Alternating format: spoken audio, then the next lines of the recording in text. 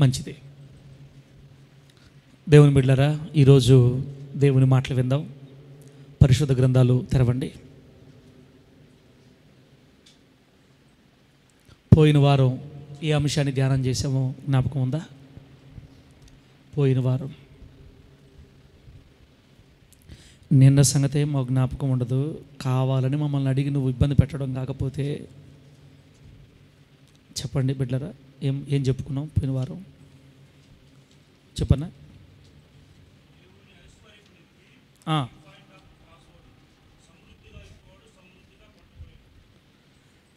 దేవుని ఆశీర్వాదపు నిధికి key password ఏదన్నా ఇది చెప్పావన్నా? జానపాల్ అన్న కొత్తగా చెప్తాడు. దేవుని ఐశ్వర్యపు నిధికి తాళపు చెవి యొక్క మర్మం. అంతేనా? దేవుని ఐశ్వర్యపు నిధికి తాళపు చెవి యొక్క మర్మం అని చెప్పామంట. ఇంక నేను దాని గురించి గుర్తు చేయలేను, ఇప్పుడు నాకు జ్ఞాపకం లేదు. నేను నోట్స్ రాసుకుంటాను కాబట్టి చదివితే గుర్తొస్తుంది. ఇక నీకే జ్ఞాపకం లేకపోతే మాకేం జ్ఞాపకం ఉంటుంది పాస్టరా? అందుకే రాసుకోవాలి. వాక్యం కొరకు ఆసక్తి కలిగిన బిడ్డలు రాసుకుంటారు. మంచిది, రాసుకోవడం, దాచుకోవడం మంచిది. కోట్ల రూపాయలు బ్యాంకుల్లో మనుషులు దాచుకుంటున్నారు అవసరం కాబట్టి. దేవుని వాక్యం అంతకంటే గొప్పది. దాచుకుంటే మంచిది కాదు, దాచుకుంటేనే దీవెన. రైట్ బిడ్డరా, ఇప్పుడు ఈ పూట మరొక అంశాన్ని మనం ధ్యానం చేద్దాం. దేవుడు మనకి ఏమి నేర్పిస్తాడో నేర్చుకుందాం. ఒకసారి అందరం కలిసి కొరింథీ పత్రిక దగ్గరికి వెళదాం. అపోస్తలుడైన పౌలు గారు కొరింథీయులకు రాసిన 2వ పత్రిక. అపోస్తలుడైన పౌలు గారు కొరింథీయులకు రాసిన 2వ పత్రిక 8వ అధ్యాయం మొదటి 2 వాక్యాలు మర్యాదగా నేను చదువుకుంటాను, మీరు వినండి. నువ్వు చదువుకునే కాడికి మాకు చెప్పటం ఎందుకు అంటారా?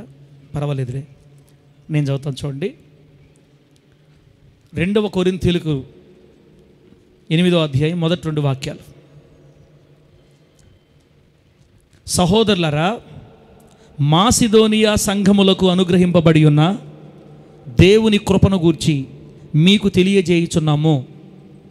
ఎలాగనగా, వారు బహుశ్రమల వలన పరీక్షింపబడగా అత్యధికముగా సంతోషించిరి, మరియు వారు నిరుపేదలైనను వారి దాతృత్వము బహుగా విస్తరించెను. చదివిన ఈ వాక్యాన్ని మనందరికి అర్థమగునట్లు పరిశుద్ధాత్మ దేవుడు బోధిస్తూ ఉండగా, దేవుని వాక్యానుసారంగా నడవాలని ఆశించే ప్రతి ఒక్కరికి పరిశుద్ధాత్ముడు సహాయం చేసి నీతిగల మార్గాలలో మనలందరినీ స్థిరపరచునుగాక. చదివిన వాక్య భాగంలో పౌలు గారు ఏమంటున్నారంటే, కొరింథీ పట్టణంలో ఉన్న విశ్వాసులకి ఇంకొక సంఘంలో ఉన్న వాళ్ళని మాదిరిగా చూపించి చెప్తున్నాడు ఒక మాట. కొరింథీ విశ్వాసులకు మాదిరిగా చూపిస్తున్న సంఘాలు ఎవరి అంటే మాసిదోనియా సంఘాలు. చెప్పండి, ఏ సంఘాలు? మాసిదోనియా సంఘాలు. మాసిదోనియా అంటే ఎక్కడ ఉంది ఇప్పుడు? ప్రజెంట్ గ్రీకు దేశం. గ్రీకు వీరుడు తెలుసు కదా ఎవరైనా? అప్పారావు. నువ్వే చెప్పుకుంటావు అప్పారావు పుల్లారావు అని. Greek Veerudu the great Alexander 33 సంవత్సరాలకి ప్రపంచాన్ని దాదాపు జయించేసిన మనిషి ఈ దేశస్థుడే. ఈ గ్రీసు దేశంలో ఉన్నటువంటి మాసిదోనియా అనే ప్రాంతం ఉంది గ్రీసు దేశంలో. ఆ గ్రీసు దేశంలో ఉన్నటువంటి ఆ మాసిదోనియా ప్రాంతాలలో ఒక 3-4 సంఘాలు ఉన్నాయి పౌలు గారికి. ఫిలిప్పు పట్టణంలో మందిరం ఉంది, పరిచర్య ఉంది. బెరయ, అకయ, ఇంకొక సంఘం, మొత్తం 4 సంఘాలు. ఫిలిప్పు ప్రాంతంలో మందిరం, ఏం చెప్పాను? బెరయ సంఘం, అకయ సంఘం, సెలూకయ అనుకుంటా, సెలూకయ. ఇవన్నీ కూడా ఆ ప్రాంతాల్లో ఉన్న 4 మందిరాల్లో 4 స్థలాల్లో పరిచర్య జరిగిస్తున్నారు పౌలు గారు. ఈ 4 ప్రాంతాల్లో ఉన్న కట్టబడిన సంఘాల్లో ఉన్న విశ్వాసులు వాళ్ళలో ఉన్నటువంటి ఒక గొప్ప విషయాన్ని కొరింథీయులకి మాదిరిగా చూపిస్తున్నాడు పౌలు గారు. పౌలు గారు చూపించినందువల్ల పెద్ద నష్టమేం జరగాలి అక్కడ. పొరపాటున నేను కానీ నెల్లూరు విశ్వాసులారా, మీకు ముత్తుకూరు విశ్వాసుల గురించి ఒక విషయం చెప్పాలి, వాళ్ళు ఇట్టా వాళ్ళు అట్టా అని అన్నాను అనుకో, మొఖాలు 4 రకాలుగా మారిపోతాయి మన బిడ్డలకి. ఏంది వాడి గురించి మాకు చేతి మేము నేర్చుకోవాలా, మాకు తెలీదా, మాకు చేత కదా అని నా అనరలే లోపల అనుకుంటారు కొంతమంది. బిడ్డ, ఎప్పుడైనా ఒక వ్యక్తిలో ఉన్న గొప్పతనాన్ని గురించి చెప్పేటప్పుడు మన మనస్సులో అసూయ రాకుండా జాగ్రత్త పడాలి మనం. ఆమె చెప్పండి. సేవకుడు ఒక ప్రాంతం గురించి కానీ ఒక విశ్వాసం గురించి కానీ చెప్పేటప్పుడు మన మనసు ఎలా పనిచేయాలంటే, ప్రభా, సేవకుడు మనసులో ఆ తమ్ముడు అంత మంచి ప్లేస్ సంపాదించుకున్నాడంటే నాకు కూడా అటువంటి స్థితి కావాలి నాయన, ఆ బిడ్డలాగా నేను కూడా ఉండునట్టు సహాయం చేయని కోరుకోవాలా. మాసిదోనియా సంఘాల గురించి కొరింథీయులకు చెప్తున్నాడు పౌలు గారు. ఇప్పుడు గొడవలు రావాలా పడలేదనా? రావాలి, కానీ రాలా అర్థం చేసుకున్నాడు. మనలా కాదులే, వాళ్ళు కొంచెం మంచివాళ్ళే. కొరింథీయులతో పౌలు గారు ఏమంటున్నారంటే, ఓ కొరింథీయులారా, ఏముంది 8 సహోదరులారా, మాసిదోనియా సంఘాలకి అనుగ్రహింపబడి ఉన్న దేవుని కృపను గురించి మీకు తెలియజేస్తున్నాం. మాసిదోనియా సంఘాలకి దేవుని కృప అనుగ్రహించబడింది. వాళ్ళు 2 విషయాల్లో దేవుని కృపను అమితంగా కలిగి ఉన్నారు. మాసిదోనియా సంఘస్థులకి 2 విషయాల్లో అత్యధికమైన కృప దొరికింది వాళ్ళకి. అవి నేను మీకు చెప్పాలనుకుంటున్నాను. అవేంటంటే, నంబర్ 1, మొట్టమొదటి విషయంలో వారికి దొరికిన దేవుని కృప ఏంటంటే, 2వ వచనంలో ఉంది, వారు బహుశ్రమ వలన పరీక్షింపబడగా. మాసిదోనియా సంఘాలకి బహుశ్రమలు వచ్చాయంటమ్మా.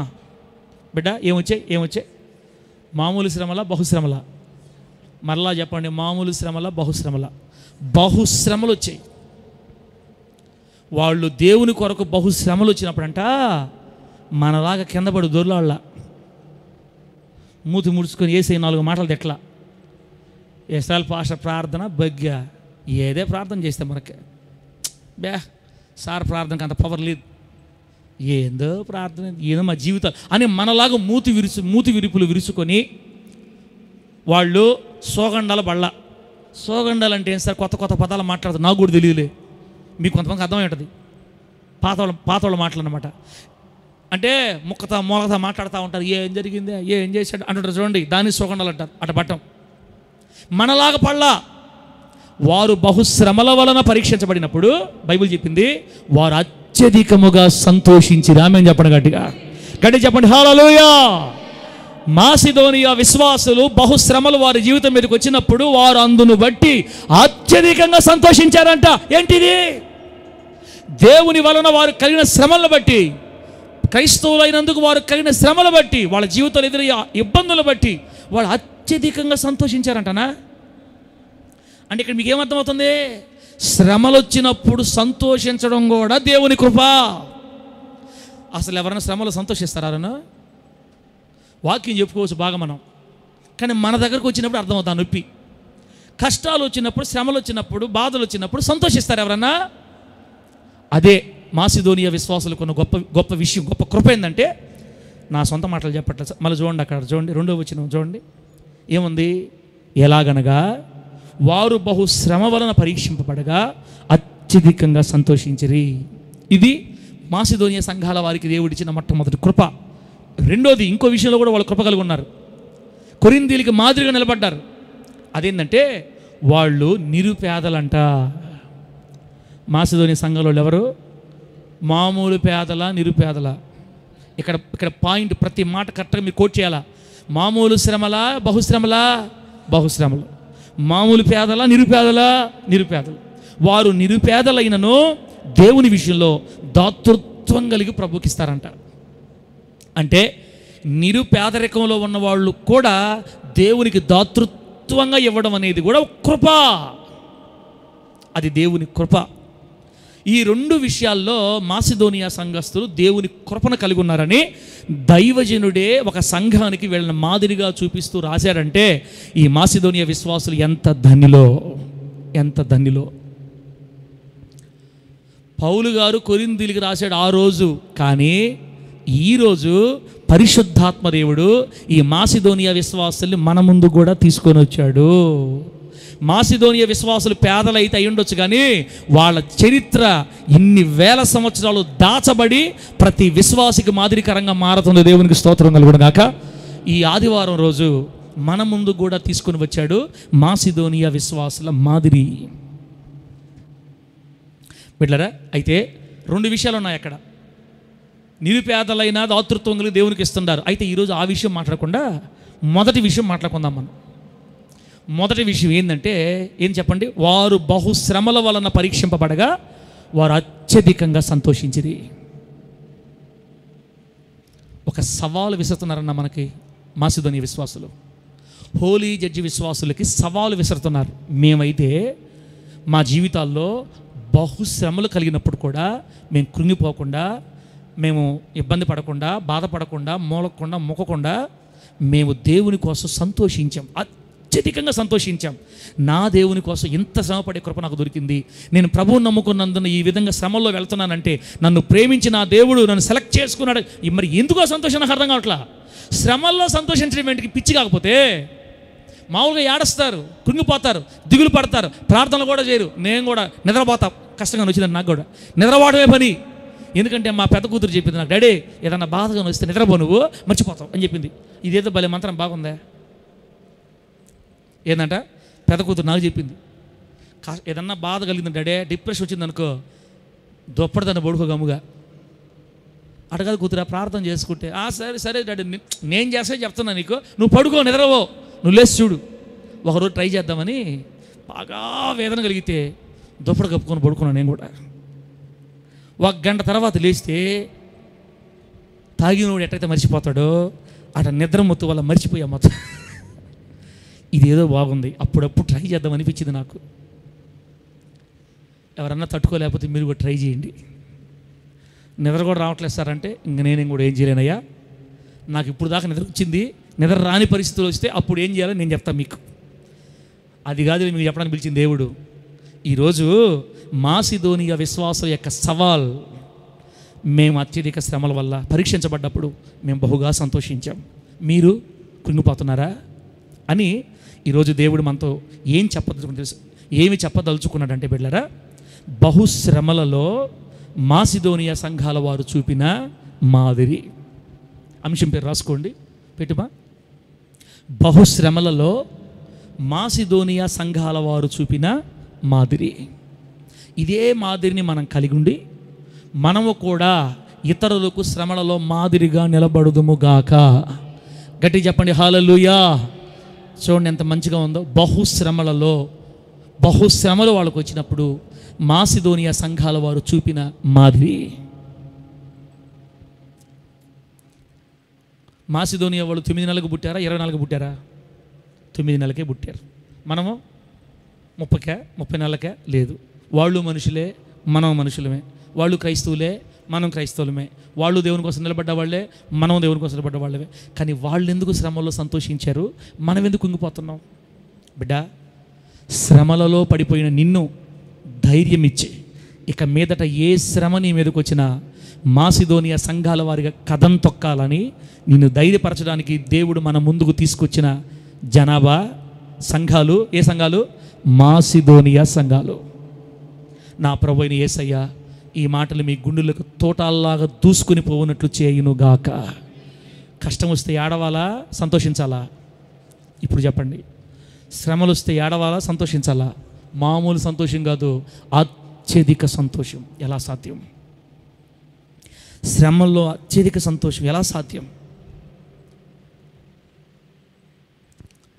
అక్క, దేవుని వాక్యం నీకు తెలిస్తే ఆటోమేటిక్గా నీకు సంతోషం వచ్చేస్తుంది. చెల్లా, చెప్పుకుందాం, ముందుకెళ్దాం. ఈరోజు మీకు అర్థమైపోయిందా? కష్టాలు, శ్రమలు, నిందలు, బాధలు వచ్చినప్పుడు మనం ప్రభువులో సంతోషించాలంట. సహజంగా అందరూ ఏమనుకుంటామంటే, తమ్ముడు ఎటు చూడండి, సహజంగా అందరూ ఏమనుకుంటామంటే యేసయ్యను నమ్ముకున్న తర్వాత సాఫీగా పోద్ది మన జీవితం అనుకుంటారు. పాస్టర్ గారు, ఈ మధ్యకాలంలో నువ్వు ఎక్కువ చెప్తున్నావు కదా, ఆశీర్వాదానికి వారసులుడని మీరు పిలువబడ్డారు. మనం ధనవంతులు కావాలి, ఆయన దరిద్రుడయ్యాడు. మీరు గొప్పవాళ్ళు, మీరు దీవించబడ్డారు, మీరు ఆస్వాదించబడ్డారు, మీకు శాపం లేదు, నరకం లేదని మాకు వరాల జల్లు కురిపించావు కదా 2-3 వారాల నుంచి. ఇదేంటి పాస్టర్ మళ్ళీ కొత్తగా చెప్తున్నావు నువ్వంటే? నాణెమునకు 2 వైపులు ఉన్నట్లు నాణానికి ఎన్ని వైపులు ఉంటాయి తమ్ముడు? ఎన్ని వైపులు ఉంటాయి? బొమ్మ, బొరుసు. క్రైస్తవ జీవితానికి కూడా 2 వైపులు ఉంటాయి. క్రైస్తవ జీవితం కూడా కాయిన్ వంటిది. ఒకవైపు ఏమో వరాల జల్లులు, ఆమె చెప్పండి గట్టిగా. అది అబద్ధం కానీ కాదు, అది నిజం. దేవుడు మనల్ని ఆశీర్వాదానికి వారసులుగా పిలిచాడు. అడుగుపెట్టే ప్రతి చోటు మన సొంతం చేస్తాడు యేసు నామములో. నమ్మితే విశ్వసిస్తే నువ్వు అడుగుపెట్టే ప్రతి చోటు నీకు సొంతం అయిపోద్ది. నీవు నమ్మిన ఎడల దేవుని మహిమనే చూస్తావు. నీ పిల్లల పిల్లల పిల్లల పిల్లల పిల్లలు 1000 తరముల వరకు దేవుని చేత కరుణించబడి అబ్రహాము గారి వాగ్దాన ఫలాన్ని, ఆయన యందల ఆశీర్వాదాన్ని మనం అనుభవించి పేదరికాన్ని తప్పించుకొని, శాపాన్ని తప్పించుకొని ఈ భూలోకంలో ఒక శ్రేష్టమైన జీవితాన్ని జీవిస్తాం. నో డౌటే లేదు, గ్యారంటీ, ఫుల్ గ్యారంటీ. కానీ ఇది నాణ్యానికి ఒకవైపు. ఇప్పుడు రెండో వైపు మాట్లాడుకుంటున్నాం ఈరోజు. రెండో వైపు ఏంటో తెలుసా? దేవుడు మనకి ఎన్ని సమృద్ధికరమైన దీవెనలు ఇచ్చినప్పుడు, ఆయన మన మీద సమృద్ధిని కుమ్మరించినప్పుడు ఎంత సంతోషిస్తున్నామో, మన జీవితాలలో శ్రమలు పోయబడినప్పుడు కూడా, ఆశీర్వాదం వచ్చినప్పుడు, కారు కొన్నప్పుడు, బైకులు కొన్నప్పుడు, ఇల్లు కట్టినప్పుడు, ఉద్యోగాలు వచ్చినప్పుడు, ఏదన్నా మేలు చేసినప్పుడు ఎంత పొంగిపోతామో, క్రైస్తవుల మీద శ్రమలు కుమ్మరించబడినప్పుడు కూడా అదే సంతోషాన్ని మెయింటైన్ చేయాలి. క్రైస్తవుల మీదకు వచ్చిన శ్రమలు ఇంకెవరి మీద రావు, గుర్తుపెట్టుకోండి. శ్రమల్లో మనమే ముందు, ఆశీర్వాదంలో కూడా మనమే ముందు. ఆమె చెప్పండి గట్టిగా. పరలోకం అందరికి ఉంటుందా? క్రైస్తవులకే ఉంటుందా? చెప్పండి. పరలోకం క్రైస్తవులకేనా, అందరికా? అదేంది డౌట్. దేవుని బిడ్డలకి పరలోకమా? అందరికీ పరలోకమా? దేవుని బిడ్డలకే. ఎవరైతే యేసుక్రీస్తు సొంత రక్షకుడు అంగీకరించి దేవునిగా ఒప్పుకొని ప్రభు కోసం నిలబడతారో వాళ్ళకే పరలోకం, అందరికి లేదు. కాబట్టి మనకంటే గొప్పవాళ్ళు, మనకంటే ధనవంతులు ఈ భూలోకులు ఇంకొకరు లేడు. ఆశీర్వాదానికి వారసులమే, ఇంకెవరికి లేదు ఆ భాగ్యం. అలాగే శ్రమలు కూడా మనకు వచ్చిన శ్రమలు ఇంకొకరు రావు. ఎందుకంటే మనకు శత్రువులు 3. ఎంతమంది మనకు శత్రువులు? లోకం, శరీరం, సాతాను. చెప్పండి. లోకం, శరీరం, సాతాను. ముప్పేట దాడి, త్రిదళాలు. సాతాను త్రిదళాలు అంటే ఇవే: లోకము, శరీరము, సాతాను. సాతాను త్రిదళాలు ముప్పేట దాడి చేయగా సర్వాంగ కవచము లేక గాయపడి ఉన్నాము. మనం పాడాం కదా, సాతాను త్రిదళాలు ముప్పేట దాడి చేయగా. అది లోకం దాడి చేస్తుంది, శరీరం దాడి చేస్తుంది, సాతాను దాడి చేస్తున్నాడు. కాబట్టి క్రైస్తవులకు కలిగినన్ని శ్రమలు ఇంకెవరికి కలగవో. ఇట్లా వాక్యం చెప్తే ఎవరు వస్తారు పాస్టర్ దేవుడి దగ్గరికి? ఏం రాకపోతే ఎవడు నొప్పి? మేలు వస్తేనే వచ్చేవాళ్ళు ఊడిపోయే ముక్కులు అంటోళ్ళు తుమ్మితే. ఏందబ్బా తేడాగా చెప్తాను ఈరోజు. కాయినికి రెండో వైపు ఇప్పుడు మనం మాట్లాడుకునేది. క్రైస్తవులకు కలిగినన్ని శ్రమలు ఇంకెవరికి కలగవు. 3 శత్రువులు మనకి. లోకంలో ఉండే వాళ్ళకి శత్రువులే లేరు, అందరూ వాళ్ళ పార్టీయే. అయినా వాళ్ళకు కూడా శ్రమలు వస్తున్నాయి. ప్రతి మనిషికి శ్రమలు వస్తాయి. సామెత కూడా చెప్తారు కదా, కష్టాలు మనిషికి గాక మానుకు వస్తాయా?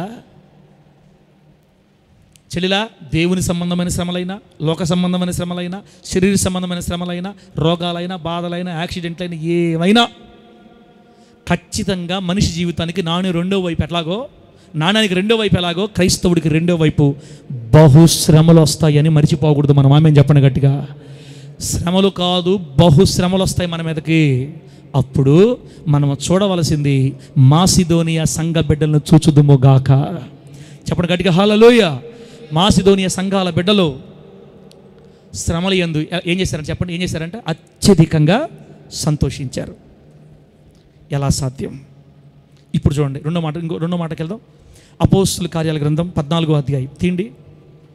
అపోస్తుల కార్యముల గ్రంథం 14వ అధ్యాయం 21, 22 వచనాలు చదువుతాం.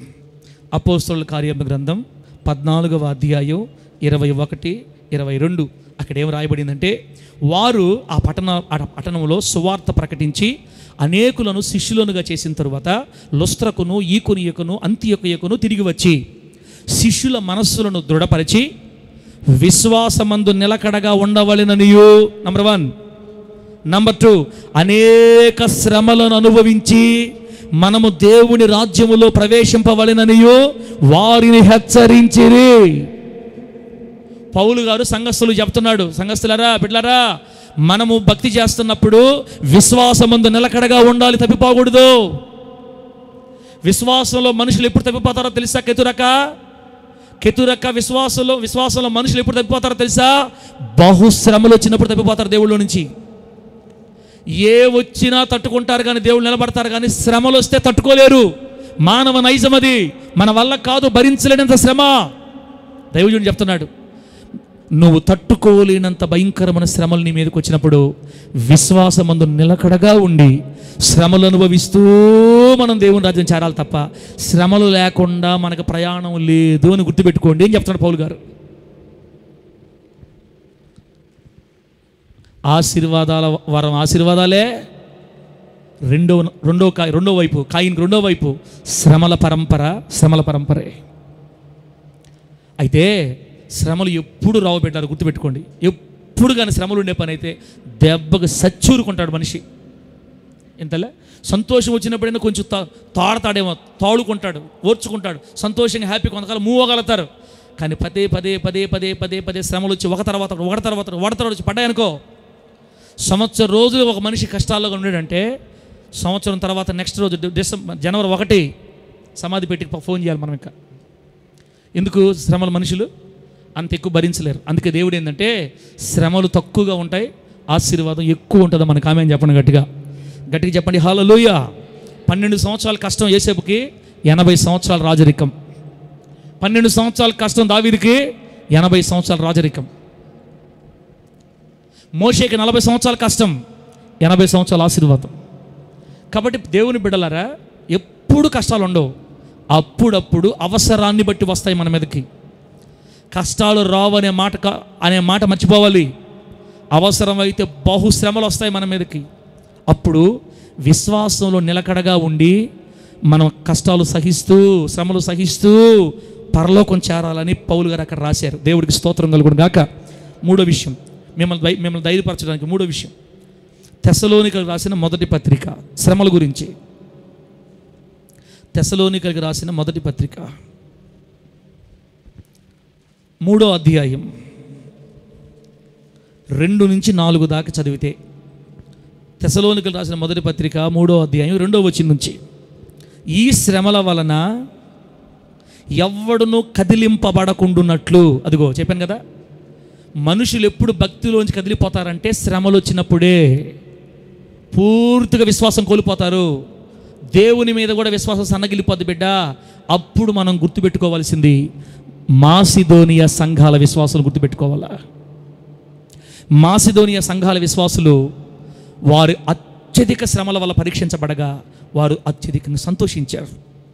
బహుశ్రమల వల్ల పరీక్షించబడ్డప్పుడు సంతోషించారు, అంతేగాని కదిలిపోలేదు, దేవునికి దూరం అయిపోలేదు బిడ్డ. ఈ శ్రమల వలన ఎవడునూ కదిలింపబడకుండానట్లు మిమ్మల్ని స్థిరపరచుటకు, మీ విశ్వాస విషయమై మిమ్మల్ని హెచ్చరించుటకు మన సహోదరుడు క్రీస్తు సువార్త విషయంలో దేవుని పరిచారకుడైన తిమోతిని పంపితిమి. బిడ్డలారా, మేము మీ యొద్ద ఉన్నప్పుడు 3వ వచనం, మనము శ్రమను అనుభవింపవలసి ఉన్నదని మీతో ముందుగా చెప్పితిమి కదా, అలాగే జరిగింది. ఇప్పుడు ఇది మీకు తెలియను. అట్టి శ్రమలను అనుభవించుటకు మనము నియమింపబడిన వారమని మీరు ఎరుగుదురు. పౌలు గారు తెస్సలోనిక పట్టణంలో సేవ చేస్తున్నప్పుడు చెప్పాడంట, అయ్యా మనము దేవుని కోసం శ్రమలు అనుభవించాల్సి వస్తుంది, మనము దేవుని కోసం కష్టాలు అనుభవించాలి, మనకు శ్రమ అనుభవించాలి, ఓర్చుకోవాలని మీకు చెప్తా వచ్చా. ఇదిగో ఆ రోజు చెప్పిన మాట ఈ రోజు నెరవేరింది. ఇప్పుడు మీరు బహు భయంకర శ్రమలో ఉన్నారు, కానీ ఎక్కడ మీరు ఈ శ్రమల్లో కదిలిపోతారేమో, దేవుని దూరం అయిపోతారేమో, దేవుని వదిలేస్తారేమోనని మిమ్మల్ని బలపరచడానికి తిమోతిని మీ వద్దకు పంపించాను నేను. మా తెస్సలోని విశ్వాసులారా, ఏనానా హోలీ చర్చ్ విశ్వాసే, ఓ ఏనానా, మనము నియమించబడింది దేనికో తెలుసా? ఇట్టి శ్రమలు అనుభవించడానికే. ఆమె చెప్పండి గట్టిగా. ఆ మాట ఉందా? ఆ మాట 4వ వచనం చూడండి, అట్టి శ్రమలను అనుభవించుటకు మనము నియమింపబడిన వారమని మీరు ఎరుగుదురు.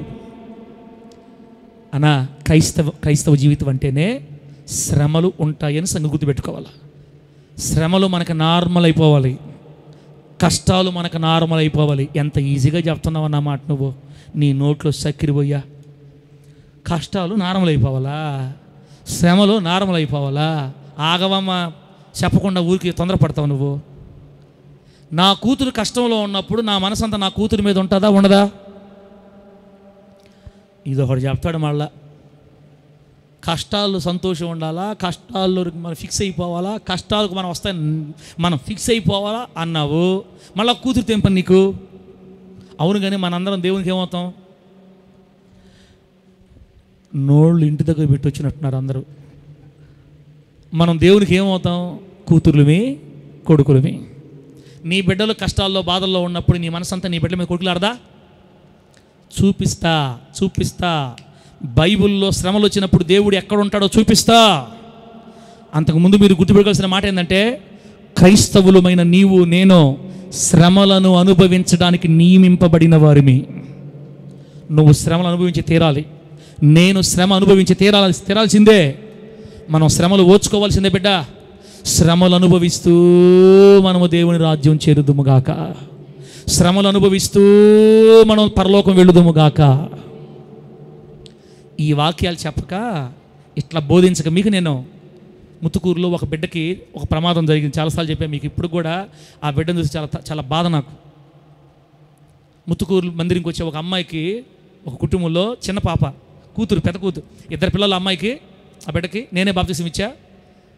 కూతురు, కొడుకు, పెద్ద పాప, పెద్ద ఆమె కూతురు అనమాట. ఆ అమ్మాయి చిన్న వయసులో ఉన్నప్పుడు మరి ఇదేం పెడతారు, నీళ్లు, వేడి నీళ్లు, హీటర్ పెట్టుంటే ఆ పిల్ల, చిన్న పిల్ల కాదు, తులిపి పిల్ల, మామూలు పిల్ల కాదు, మా దగ్గరకు వచ్చి నా మీద నెత్తి మీద ఎక్కేది. నా మీదకి అటు ఎక్కకూడదు నాన్న అంటది, కానీ లాగదు.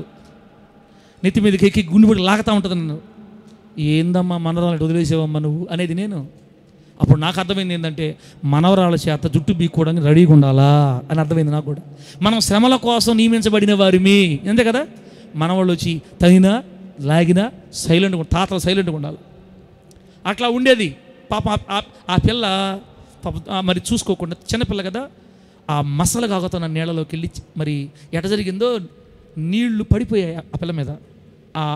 ఆ బకెట్ దొరికిపోయి నీళ్ళు పడిపోయాయి. 75% ఉడిగిపోయింది బాడీ. ఏమైందమ్మా? 75% ఉడిగిపోయింది బాడీ. నెల రోజులు నెల్లూరు హాస్పిటల్లో పెట్టుకున్నారు, చెన్నైకి తీసుకెళ్లారు, తిరుపతి తీసుకెళ్లారు, 3 హాస్పిటల్లో తిప్పితే చెన్నైలో చనిపోయింది పాప. నెల తర్వాత చనిపోయింది. తర్వాత ఆ బిడ్డ ఎలా మారిపోయింది తెలుసా? దేవుడు నా బిడ్డని రక్షించలేదు, దేవుడు నా బిడ్డని కాపాడలేదు, దేవుడు నా బిడ్డకి ఆరోగ్యం లేదు, నా బిడ్డని కాపాడని దేవుడు నాకు అవసరం లేదు. ఏంటంట? నా బిడ్డని కాపాడని దేవుడు నాకు అవసరం లేదు. ఎంత ఇష్టం నాకు నా బిడ్డ అంటే. సార్ ఎప్పుడు వాక్యాలు చెప్పేవాడు, దేవుడు ఉన్నాడు, మనకి తోడై ఉన్నాడు, కాపాడతాడని చెప్పేవాడు. మరి నా దేవుడు నా బిడ్డను కాపాడలేదే. అందుకని ఈ దేవుడు నాకొద్దు. ఈ రోజు నుంచి శివుడే నా దేవుడు. శివాలయంగా పోయింది, బొట్లు పెట్టుకుంటుంది ఇప్పుడు కూడా. నేను ఆ బిడ్డ అనట్లా, తప్పు నాది. ఆ బిడ్డకి తెలియదు, లోతు లేదు ఆ బిడ్డకి. పళ్ళ కష్టాలు వస్తాయమ్మా. క్రైస్తవులు కష్టాల కోసమే నియమించబడ్డారని బైబిల్ చెప్పిందమ్మా. మనము ఇట్టి శ్రమలు అనుభవించుటకు నియమింపబడిన వారమని ఎరుగుదమని బైబిల్లో ఉందమ్మా. శ్రమలు అనుభవిస్తూ మనం దేవుని రాజ్యం చేరాలని బైబిల్లో ఉందమ్మా. చెప్పలేదేమో నేనప్పుడు. బిడ్డ, నా చేతులతో బాప్తిసం ఇచ్చిన బిడ్డ నా కళ్ళ ముందు బొట్లు పెట్టుకొని తిరుగుతుంటే ఇంకంతకంటే వేదన ఏముంటుంది సేవకుడికి?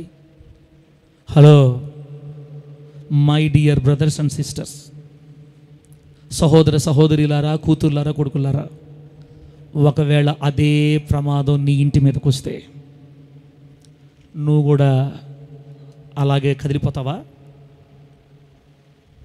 ఒకవేళ నా ఇంటి మీదకి వస్తే, నా ఇంట్లో మరణం సంభవిస్తే, ఈ సేవ వద్దు ఏమొద్దు అని వెళ్ళిపోవాలా? అప్పుడు మనం యోబు గారిని జ్ఞాపకం చేసుకోవాలి. యోబు గారు ఏమంటారు తమ్ముడా? మనం ఎప్పుడు మేలే అనుభవించాలా, కీడు అనుభవించకూడదా? మూర్ఖురాలు మాట్లాడుతున్నావు. మనం అప్పుడప్పుడు దేవుని కోసం కీడు కూడా అనుభవించాలి. యెహోవా ఇచ్చాడు, యెహోవా తీసుకుపోయాడు, ఆయన నామానికి స్తుతి కలుగును గాక. యోబు నోటి మాటతో కూడా పాపం చేయాల. అది దమ్ము అంటే దమ్మున్న క్రైస్తవుడు అట్లా బతుకుతాడు. కూతురు చచ్చిపోయింది, ఎక్కడ పోయింది కూతురు? పరలోకం పోయింది. రేపు మనం కూడా వెళ్ళిపోతాం పరలోకానికి. నీకు దేవుడు ఎక్కువ, బిడ్డ ఎక్కువ?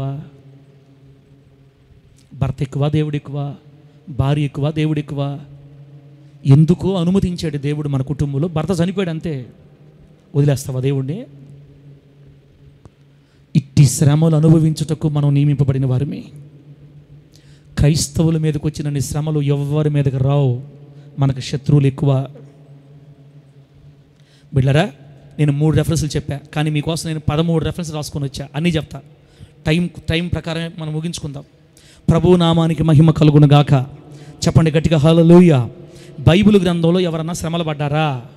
బైబిల్ గ్రంథంలో మన పితరులకు ఎవరికైనా శ్రమలు వచ్చాయా? కొత్తగా మనకే వస్తున్నాయా అని చూస్తే బొచ్చబోడు మందికి వచ్చాయి. తిండి. మొదటి సమూయేలు గ్రంథం 28:15 టక. మొదటి సమూయేలు గ్రంథం 28:15. శ్రమ కావాలి కదా మీకు? శ్రమలు పడ్డారా లేదా తెలియాలి మీకు, అంతే. మన పితరులు శ్రమపరచబడ్డారా? మనమే కొత్తగా శ్రమపరచబడుతున్నామా? ఏం చెప్పా? ఏ రెఫరెన్స్ అక్క ఏం చెప్పాను? మొదటి సమూయేలు గ్రంథం, మొదటి సమూయేలు గ్రంథం ఎన్నో అధ్యాయము? మమ్మల్ని నడతామేంది పాస్టరా? 28:15. అక్కడ ఏం రాయబడిందంటే, సమూయేలు నన్ను పైకి రమ్మని నీవెందుకు తొందర పెట్టితివి అని సౌలును అడుగగా సౌలు చెప్తున్నాడు, నేను బహుశ్రమలో ఉన్నాను.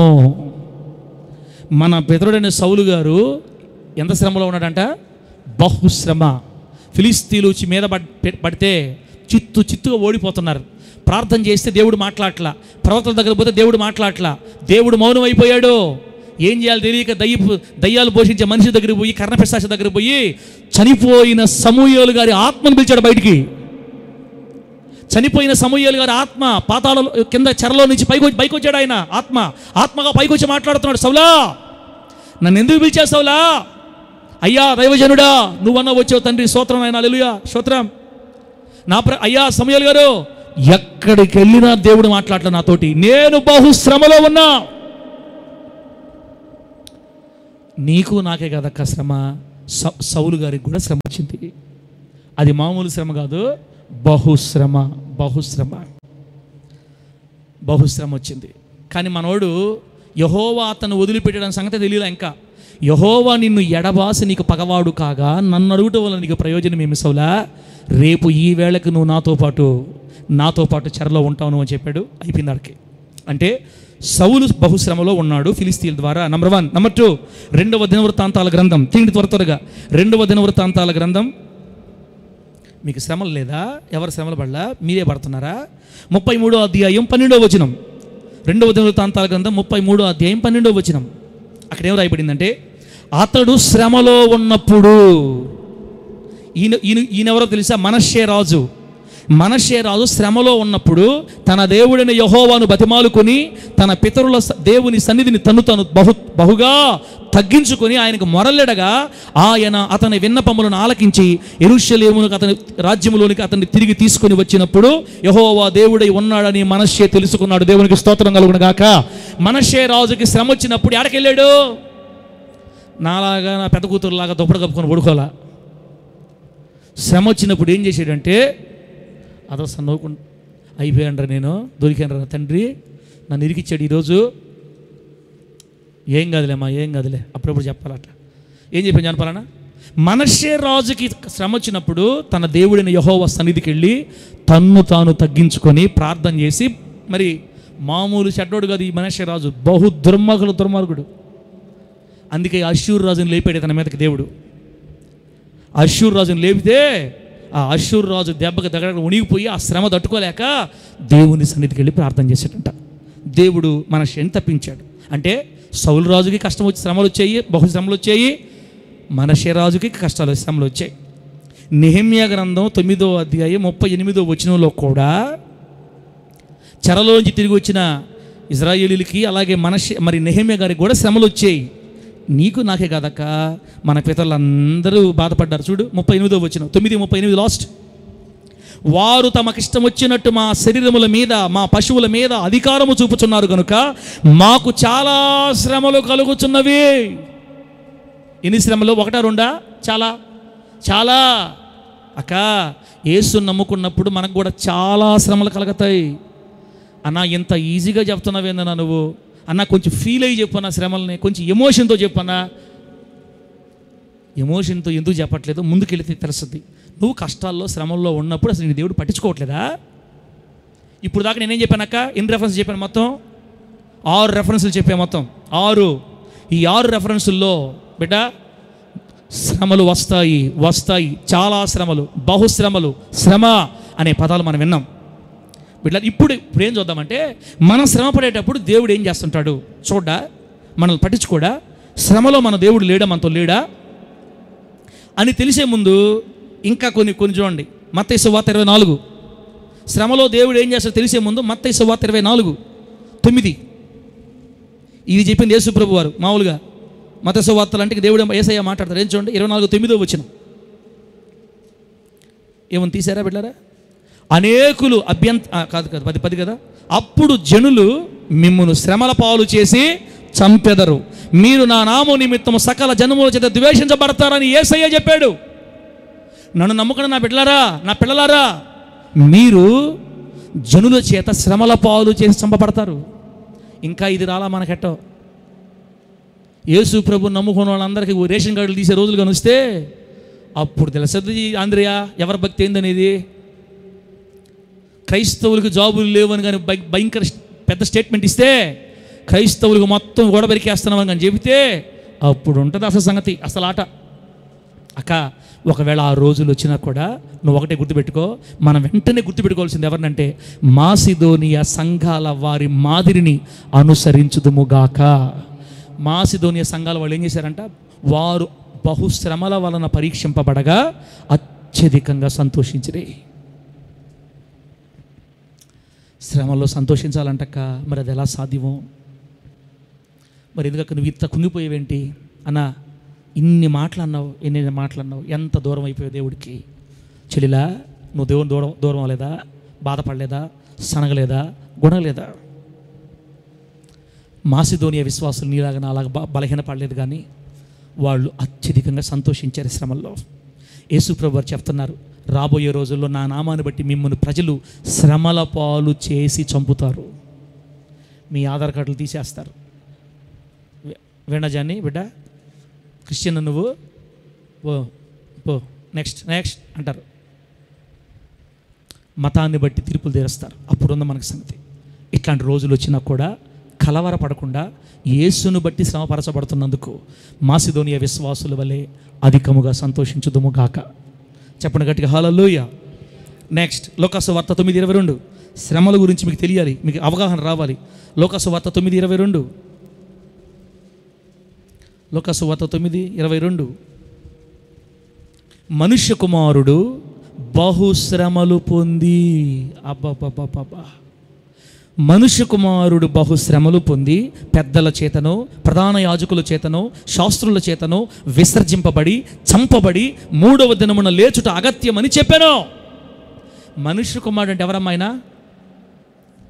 మనుష్య కుమారుడు ఎవరకా తమ్ముడు? ఎవరన్నా? మనం ఆరాధిస్తున్న మన ప్రభు అయిన యేసయ్య, మన నాయకుడు, మన యాజకుడు, మన ప్రధాన నావికుడు, మన తండ్రి, అవర్ బిలవ్డ్ ఫాదర్, మన ప్రియమైన పరలోక తండ్రి, మనల్ని కన్న తండ్రి, కొన్న తండ్రి, మన కోసం ప్రాణం పెట్టిన మన తండ్రి భూమి మీద 33 సంవత్సరాలు జీవించినప్పుడు ఆయనకే తప్పలా శ్రమలు. మనుష్య కుమారుడు బహుశ్రమలు పొంది, యేసయ్యే శ్రమలు పడ్డప్పుడు ఆయన పిల్లలంగా మనం కూడా పడాలా పడలేదా ఆంధ్రయ? దేవుడు నమ్ముకుంటే అన్న సుఖం ఉండాలా, అంత కలిసి రావాలా, కీడు ఉండకూడదా? ఏం ఓర్చుకోబడలేదా మనం? అసలు మనకు ఓర్పుద్దా? మన సహనం దేవుని తెలియబలేదా? మన సహనం లోకాన్ని తెలియబలేదా? మన ఓర్పు సంఘాన్ని తెలియబలేదా? అబ్బా ఎంత కష్టాలు తెలుసా ఎక్కకే, ఆ ఎక్క కాబట్టి నిలబడింది అనబడలేదా? సమాజం నిన్ను, సంఘంలో ఉన్న వాళ్ళు నిన్ను మాదిరిగా తీసుకోబడలేదా? అదే నా ఇంట్లో నా బిడ్డ చచ్చిపోయి ఉంటే నేనైతే ఉండలేనమ్మా, ఆ అక్క మామూలు సాక్ష్యం కదమ్మా, అమ్మ అక్క మామూలు వ్యక్తి కాదు నాయనో, మన వల్ల కాదు. ఆ మధ్యకాలంలో ఒక పాస్టర్ గారు 2 పిల్లలు మునిగి చనిపోయారు. మనం చూసాం యూట్యూబ్లో. 2 కొడుకులు, వయసుకి ఎదుగొచ్చిన, చేతికి అందొచ్చిన పిల్లలు, 2 పిల్లలు పాపం నదిలో మునగడానికి వెళ్ళి మునడానికి కాదు పాపం వాళ్ళు వెళ్ళింది. ఏదో మొత్తం మీద అట్లా బీచ్లో నడదామని వెళితే ఎవడో ఒకడు తొంటరోడు దిగేసాడు, దాంట్లో దిగేలేక జారిపోయి కొట్టుకుపోతా ఉన్నాడు. వాడిని రక్షిద్దామని పిల్లలందరూ దూకారు, దాంట్లో అందరూ కొట్టుకుపోయారు, అందరూ చచ్చిపోయారు. వాళ్ళల్లో 2 పిల్లలు, దైవజనుని పిల్లలు, పాస్టర్ గారి పిల్లలు 2. మీరు నిలబడతారా అటు మీకు జరిగితే? అది నోరా, డ్రైనేజ్ కంపు, చెరువా? ఏం పాస్టర్ మాట్లాడుతున్నావు నువ్వా? మాకు జరగాలనే ఓవర్ యాక్షన్ మాట్లాడబాకండి. ఇక మనము శ్రమలు అనుభవించడానికే నియమింపబడి ఉన్నామని ఎరగాలి. అట్టి శ్రమలు అనుభవించుటకు మనం నియమింపబడిన వారిమి. అందరికీ రావు. ఇలా జరగాలని దేవుడు ఎప్పుడు కోరుకోడు.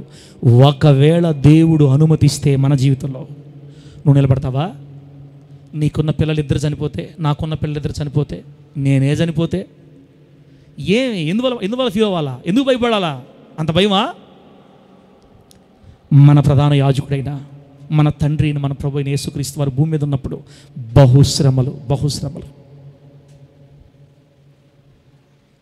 శ్రమలేదో మనకే వచ్చినట్టు ఫీల్ అయిపోతారు. ఎందాక మీరు మనకు శ్రమలు వచ్చినప్పుడు మాసిదోనియా సంఘాలను చూడండి, వాళ్ళు సంతోషిస్తారు శ్రమలు వచ్చినప్పుడు. దేవుని నామానికి మహిమ కలుగును గాక. గట్టిగా చెప్పండి హల్లెలూయా. చెప్పండి గట్టిగా హల్లెలూయా. అపోస్తలుల కార్యాల గ్రంథం 7:9 తీండి. మనకే కష్టాలు వచ్చింది కానివ్వండి. అపోస్తలుల కార్యాలు 7:9 ఒకరా ఇద్దరు అందరికి శ్రమలు వచ్చాక అపోస్తలుల కార్యాలు 7:9 ఏముంది అక్కడ? ఆ గోత్రకర్తలు మత్సరపడి యోసేపును ఐగుప్తులోనికి పోవుటకు అమ్మివేసిరి, కానీ దేవుడు అతనికి తోడై ఉండి అతని శ్రమలన్నిటిలో నుండి తప్పించి, ఎవరిని? యోసేపుని ఐగుప్తులో కలిగిన శ్రమలన్నిటిలో నుంచి తప్పించాడంట. అంటే యోసేపు గారు శ్రమలు పడ్డాడా లేదా? పడ్డాడు. సౌలు రాజుకు శ్రమలే, మనష్య రాజుకు శ్రమలే, దావీదుకు శ్రమలే, యోసేపుకు శ్రమలే, సౌలుకు శ్రమలే. ఎవరికి శ్రమలు లేనిది? నీకు వచ్చే, నాకు వస్తున్నాయి బిడ్డ. మాసిదోనియా సంఘాల వారికి మామూలు శ్రమలు కాదు, బహుశ్రమలు. అయినా వారు అత్యధికంగా సంతోషించారు. యోసేపు శ్రమల్లో ఉన్నప్పుడు దేవుడు ఎక్కడో లేడు, దేవుడు యోసేపు తోడుగా ఉన్నాడంట. బైబిల్ చెప్పింది ఆ మాట. నేను అదే చెప్పింది. ఎందుకు సంతోషించాలంటే, మనము నవ్వుకుంటా ఉన్నప్పుడు, పార్కులకు వెళ్ళి హ్యాపీగా తిరుగుతున్నప్పుడు, ఉద్యోగాలు వచ్చినప్పుడు, కారులు కొన్నప్పుడు, ఇల్లు కట్టినప్పుడు ఆనందంగా కింద పడి దొర్లాడుతుంటామే, అప్పుడు యేసయ్య మనకు దగ్గరగా ఉండడు మామూలుగా అయితే.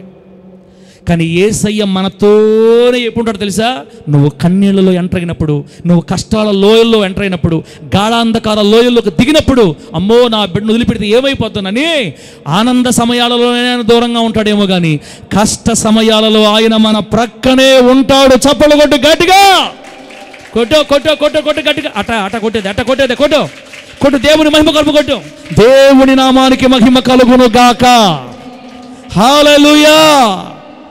దేవుడు అతనికి తోడై ఉండి అతని శ్రమలన్నిటిలో నుండి తప్పించాడు. శ్రమలు వస్తాయక్క, ఓర్చుకో. ఇంకొక మాట చూపిస్తే మీకు దిమ్మ తిరిగిపోద్ది. రోమాపత్రిక దిమ్మ తిరిగిపోద్ది. చూడు, ఇప్పుడు శ్రమల్లో ఎట్టుండాలో బైబిల్ రాశాడు దైవజనుడు.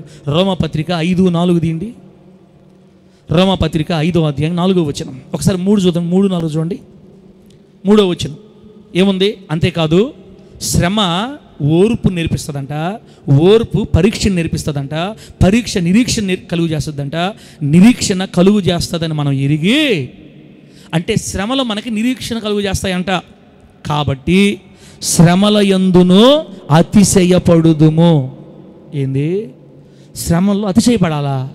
శ్రమల్లో గర్వించాలా? శ్రమలను బట్టి ఆనందించాలా? అతిశయపడాలా? అక్క, మనం పైన ఉన్నాం కూడా మనకు అర్థం కావట్లా. లోపలికి దిగితే నువ్వు ఎంత శ్రమలో నలుగుతావో దేవుడు నీకు అంత దగ్గరగా వచ్చేస్తారో గుర్తుపెట్టుకో. నీకు శ్రమల్లో వచ్చినంత మారు మనసు నీకు ఆనందంలో రాదు. శ్రమలో పడ్డవాడు పొర్రపాటును కూడా గర్వించలేడు, దేవునికి వ్యతిరేకంగా ప్రవర్తించలేడు, నలిగిపోతాడంతే శ్రమల్లో. వాడు అప్పుడు దేవునికి ఇష్టడుగా మారిపోతాడు. గుర్తుపెట్టుకోండి. అందుకే దేవుని వాక్యం చెప్పింది, శ్రమలలో మనం అతిశయపడాలి. బిడ్డారా, ఇంక ముగిస్తున్నా. లాస్ట్ రెఫరెన్స్ చూడండి. రోమాపత్రిక 8:18 తీయండి. రోమాపత్రిక 8:18. రోమాపత్రిక 8:18. ఎంత ఆదరణకర మాట తెలుసా ఇది? మన ఎడల ప్రత్యక్షము కాబోవు మహిమ ఎదుట, అనగా రేపు మనం పొందబోయే మహిమ, పరలోకపు మహిమ ఎదుట ఇప్పటి కాలపు శ్రమలు ఎన్న తగినవి కావని ఎంచుచున్నాను. రేపు యేసయ్య మనకి ఇవ్వబోయే పరలోకం ఎదుట, పరలోకపు మహిమ ఎదుట ఇప్పటి కాలపు శ్రమలు ఎన్న తగినవి కాదు. ఎన్ని శ్రమలు వచ్చినా ఈ శ్రమలు రేపు పరలోకం ముందు పెడితే కొరగానివి, పనికిరానివి. అంత మహిమగల సింహాసనాన్ని, మహిమగల పట్టణాన్ని, మహిమగల స్వాస్థ్యాన్ని మన కోసం దేవుడు సిద్ధపరచుంటే ఎందుకు ఎడవాలక్క, ఎందుకు ఎడవాలి? సంతోషించండి. మీరు ఎంత నలిగితే దేవునికి అంత దగ్గరగా వచ్చేస్తారు. మీరు ఎంత కష్టపడితే అంత దేవుని విధేయులైపోతారు. అవన్నీ ఎక్కడ ఉన్నాయి బైబిల్లో? అవన్నీ ఎక్కడ ఉన్నాయి? ఇప్పుడు చూడండి, శ్రమలు వచ్చినప్పుడు దేవుడు ఎక్కడ ఉంటాడు? 18వ కీర్తన తీండి, 18వ కీర్తన 6వ వచనం. శ్రమలు వచ్చినప్పుడు దేవుడు ఎక్కడ ఉంటాడు? మనతో ఉంటాడా, ఉండడా? 18వ కీర్తన 6వ వచనం తీండి. ఇన్ని చదువుతున్నాం ఏంటి పాస్టర్ గారు? చదివించాలి, తప్పదు మనకి, శ్రమల గురించి కదా.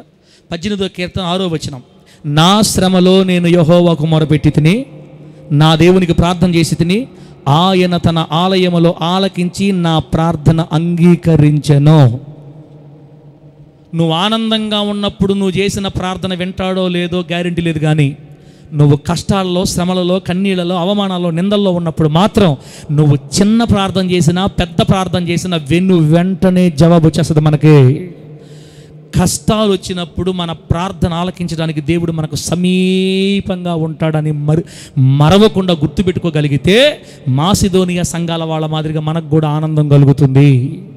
మాసిదోనియా సంఘాల వాళ్ళు కష్టాలు ఎందుకు సంతోషించారు తెలుసా? ఇప్పుడు నా దేవుడు నాకు సమీపంగా ఉండి నా ప్రార్థన ఆలకిస్తున్నాడు అని.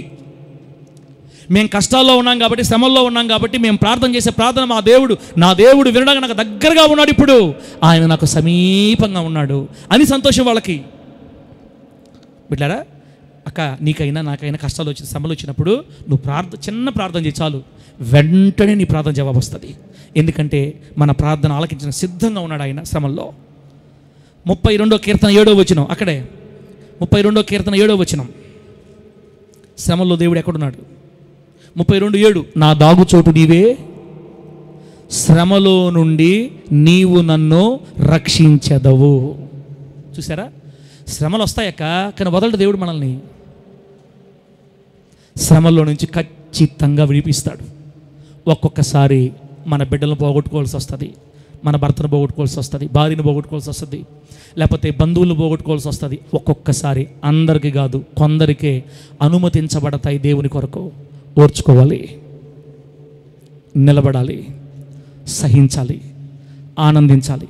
ఒకవేళ నిజంగా నీకు అలా జరిగితే, మరి ఆ పాస్టర్ గారు 2 పిల్లలు చనిపోయారు కదా, ఇప్పుడు ఆ పరిచర్యలో దేవుడు ఎన్ని అద్భుతాలు చేస్తాడో మనం దగ్గర లేంగాడు మనకు తెలియదు, కానీ ఆ దైవజనుని దేవుడు ఎన్నటికీ విడవక గతించిన సేవ కంటే ఇప్పుడు మహిమగల సేవను దేవుడు జరిగిస్తాడు. దేవునికి స్తోత్రం కలుగును గాక. ఎందుకంటే మన దేవుడు శ్రమలో నుండి విడిపించి రక్షించే దేవుడు. 34వ కీర్తన 6 పక్కనే 34వ కీర్తన 6. ఈ దీనుడు మొరపెట్టగా యెహోవా ఆలకించెను, అతని శ్రమలన్నిటిలో నుండి అతనినే రక్షించను. శ్రమలు రక్షించడా చెల్లి? దేవుడా రక్షిస్తాడా? డౌటా? ఇన్ని రెఫరెన్స్లు ఉంటే డౌటా? అహరోను రక్షించడా? నువ్వు కానీ సార్ 3 రోజులు మామూలు గోట్ల మామలు అంతసేపు పెడితివి, రాత్రి నిద్ర లేకుండా మేము చేస్తే మళ్ళీ ఇంకా శ్రమ, రక్షిస్తాడు. కానీ ఇంకా ఆపను ఏమని అనుకోండి, ఆపను. ఇంకా నేను అనుకుంటా ఇంకే ఆపుతా. అన్నా ధైర్యం వస్తుందా? శ్రమలో దేవుడు మన పక్కనే ఉన్నాడన్నా, ఖచ్చితంగా రక్షిస్తాడు శ్రమలో నుంచి. సమయం రావాలి. ఇంకా 70వ కీర్తన 5, 70వ కీర్తన 5, 70వ కీర్తన 5వ వచనం, లాస్ట్ వచనం. నేను శ్రమల పాలై దీనుడనైతిని. నేను చెప్పాను కదా, శ్రమలు మనకు ఎందుకు వస్తాయంటే మనల్ని దీనత్వంలో తీసుకెళ్తాయి, మనల్ని విధేయతలో తీసుకొని వెళ్తాయి. శ్రమలు మనిషిని కరగదీసి కొవ్వంతా కరిగిపోయి, గర్రమంతా గాలికి ఎగిరిపోయి, నీవు తప్ప నాకెవరు లేరు ప్రభు అని పాట పాడేటట్టుగా చేస్తాయి. శ్రమలు మనకు మేలే. శ్రమ నొంది యూనుట నాకు మేలాయనని దావీదు గారు చెప్తున్నారు. అక్క అన్న శ్రమలు ఎందుకు వస్తాయంటే మనల్ని దీనత్వంలో తీసుకెళ్ళడానికి. దేవుడు దగ్గరుండి మనల్ని చూస్తున్నాడు అంతా. 91వ కీర్తన 15వ వచనం, 91వ కీర్తన 15వ వచనం శ్రమల గురించి మీకు తెలియాలి. చాలా బాధపడుతున్నారు. 91వ కీర్తన 15వ వచనం, అతడు నాకు మొరపెట్టగా నేను అతనికి ఉత్తరం ఇచ్చేదను, శ్రమలో నేను అతనికి తోడై ఉండేదను, అతనిని విడిపించి అతనిని గొప్ప చేసేదను. మనం గొప్పవాళ్ళం అవ్వాలంటే చెల్లిలా మనం శ్రమలకు పోవాలా. నువ్వు శ్రమలోకి వెళ్ళావనుకో, ఆ శ్రమలో నువ్వు మొరపెట్టినప్పుడు అక్కడి నుంచి నేను చెప్తున్నా చూడండి, శ్రమలోకి వెళ్ళినప్పుడు మనం ప్రార్థన చేయకపోయినా పర్వాలే, నాలాగా నిద్రపోండి. తన ప్రియులు నిద్రించుచుండగా ఆయన వారిని విడిపిస్తున్నాడు. ఆమె చెప్పండి గట్టిగా చెప్పు హల్లెలూయా. ప్రార్థన చేయాలి, ఓపిక ఉండి చెయ్యి. లేదా ఓపిక లేదా, బాధ చేసిందా, నిద్ర వస్తుందా, నిద్రపో. నువ్వు నిద్రపోతూ ఉండగా దేవదూతల ద్వారా పని చేపించి నీకు ఎక్కడెక్కడ రిలీజ్ చేసి నిన్ను విడిపించి గొప్ప చెయ్యకపోతే నన్ను అడుగు. శ్రమ రెండంతల ఆశీర్వాదం తీసుకొని వస్తుంది మన మీదకి యేసు నామములో. అది ఎరిగి ఉన్నారు కాబట్టి మాసిదోనియా వాళ్ళు సంతోషిస్తున్నారు శ్రమల్లో. ఒకవేళ రెండంతల ఆశీర్వాదం రాకపోయినా పర్వాలే, దేవుని కోసం ఓర్చుకోవటమే. కానీ వాక్యం చెప్పింది, శ్రమలో నేను అతనికి తోడై ఉండి అతన్ని విడిపించి గొప్ప చేస్తా. బిడ్డలారా 120వ కీర్తన 1వ వచనం, ఇంకా పెట్టట్లేండి ఆయన. 120వ కీర్తన 1వ వచనం శ్రమలో ఏమైంది చదువుతలే. నా శ్రమలో నేను యెహోవాకు మొరపెట్టి తిని ఆయన నాకు ఉత్తరం ఇచ్చాను. అదే కదా మనం చెప్పుకుంది. 143వ కీర్తన 11వ వచనం, లాస్ట్ అయిపోయింది. ఇంకా 143వ కీర్తన 11వ వచనం. ఇన్ని వాగ్దానాలు మన కోసం శ్రమలో ఉన్నప్పుడు ఉంటే 143వ కీర్తన 11వ వచనం, యెహోవా నీ నామమును బట్టి నన్ను బ్రతికింపుము, నీ నీతిని బట్టి నా ప్రాణాన్ని శ్రమలో నుండి తప్పించయ్యా. దావీదు గారికి వచ్చిన శ్రమలు మనకు వస్తే మనం ఏమైపోతామక్క? చిల్లా తమ్ముడా అన్న, మన పితరులు ఎంతో కష్టపడ్డారక్క, మన పితరులు ఎంతో వేదన గురయ్యారు. బహు శ్రమలు వచ్చాయి వాళ్ళకి, చాలా శ్రమలు కలిగాయి. పౌలు గారికి మనష్షేకి శ్రమ, సౌలుకు శ్రమ, దావీదుకు శ్రమ, సమూయేలుకు శ్రమ. మన పితరులందరూ శ్రమలో నడిచెళ్ళారు. కానీ వాళ్ళు ఏ రోజు కూడా నీలాగా నాలాగా సనగలేదు, గొనగలేదు. వాళ్ళు సంతోషిస్తూ వెళ్ళారు. ఎందుకంటే శ్రమలోనే దేవుడు మనకు తోడుగా ఉండేది, శ్రమలోనే దేవుడు మనల్ని విడిపించి గొప్ప చేసేది, శ్రమలోనే మనకు రెండింతల ఆశీర్వాదం వచ్చేది, శ్రమలోనే మనకు దీనత్వం కలిగేది. కాబట్టి శ్రమలు అనుభవిస్తూ మనము దేవుని రాజ్యం చేరాలి. ఆమె చెప్పండి గట్టిగా. ఒక నాణ్యమునకు రెండు వైపులు ఎట్లాగో అలాగే క్రైస్తవ జీవితంలో ఆశీర్వాదం ఒకవైపు, శ్రమలు ఒకవైపు ఉంటాయి అని మరిచిపోకుండా మాసిదోనియా సంఘాల వారిని మాదిరిగా తీసుకొని యేసయ్య కొరకు ఎన్ని శ్రమలు వచ్చినా సంతోషిస్తూ ఆయన సహాయంతో ముందుకు సాగిపోదుము గాక. శ్రమలు వచ్చినప్పుడు దేవుడు విడిపిస్తాడా, విడిపించడా? చెప్పండి. డౌటా? ఇన్ని రెఫరెన్స్ చూపించిన తర్వాత ఇంకా మీకు డౌట్ వస్తే నేనేం చేయలేను. శ్రమ కలిగిందంటే దేవుడు వెంటనే దగ్గరకు వస్తాడు. ఆయన నిన్ను విడిపించేదాకా మౌనంగా ఉండడు. నువ్వు ప్రార్థన చేసినా, ప్రార్థన చేయకపోయినా, నిద్రపోయినా, అసలు దేవునితో మాట్లాడకుండా మౌనమైపోయినా, నిన్ను సమీపించిన దేవుడు నిశ్చయంగా నిన్ను నన్ను శ్రమలో నుంచి విడిపించి గొప్ప చేసి ఆశీర్వదిస్తాడు. శ్రమలు క్రైస్తవులకి ఖచ్చితంగా వస్తాయి. శ్రమలు అనుభవిస్తూ మనం దేవుని రాజ్యం చేరాలి. ఇట్టి శ్రమలు అనుభవించటానికి మనం నియమింపబడిన వారమని ఎరుగుదుము గాక.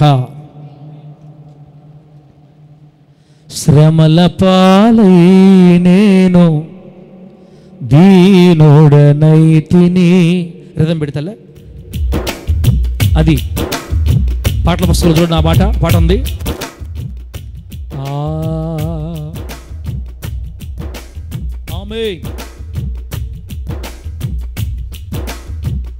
శ్రమల పాలై నేను దీనుడనైతిని, శ్రమ నుండి ఉండుట నాకు మేలాయెను.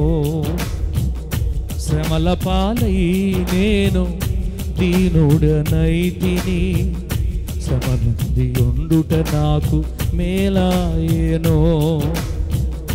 యేసయ్యా నా ప్రతి శ్రమలో నా చెంత నిలచియుండి విధేయతను నేర్పితివి.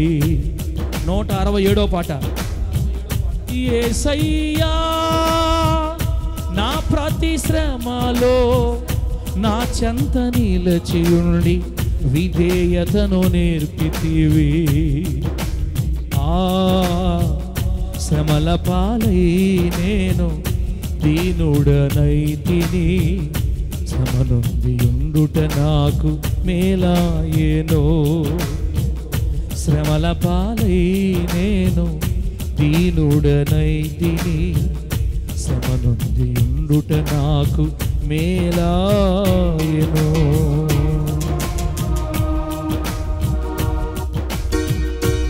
స్తోత్రం, హల్లెలూయా.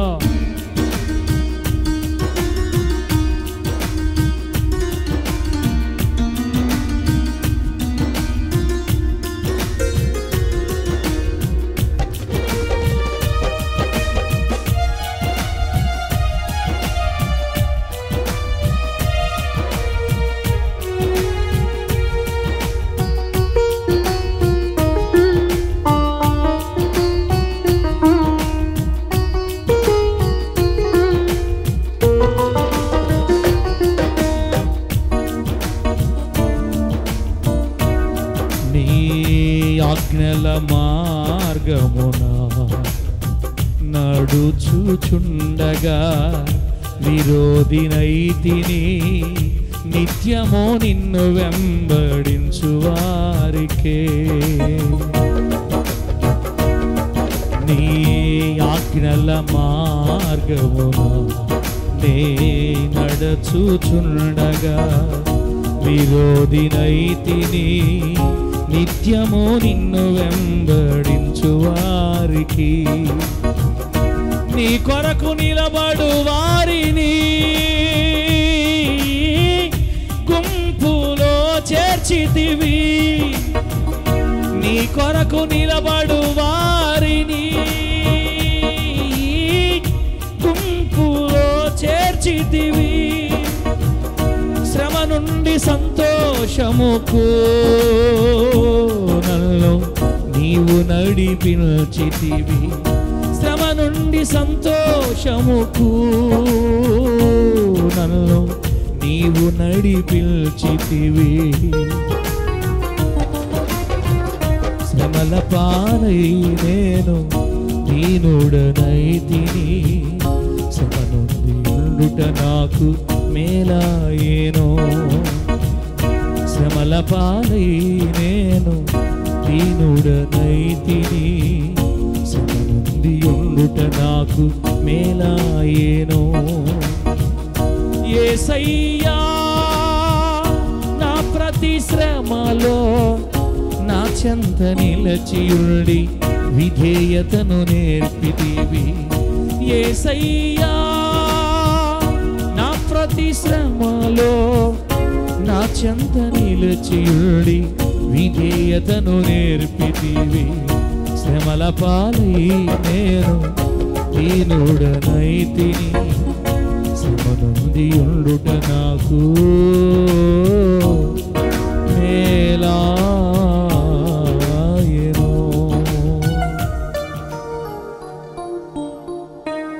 హల్లెలూయా.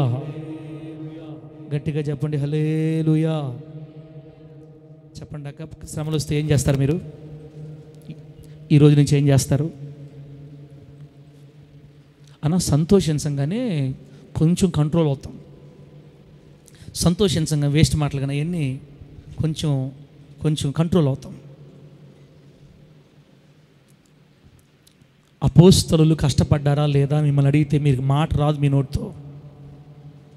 12 మంది శిష్యుల్లో ఒక్కరు కూడా దెబ్బలు తినకుండా చావలేదు. గుర్తుపెట్టుకోండి.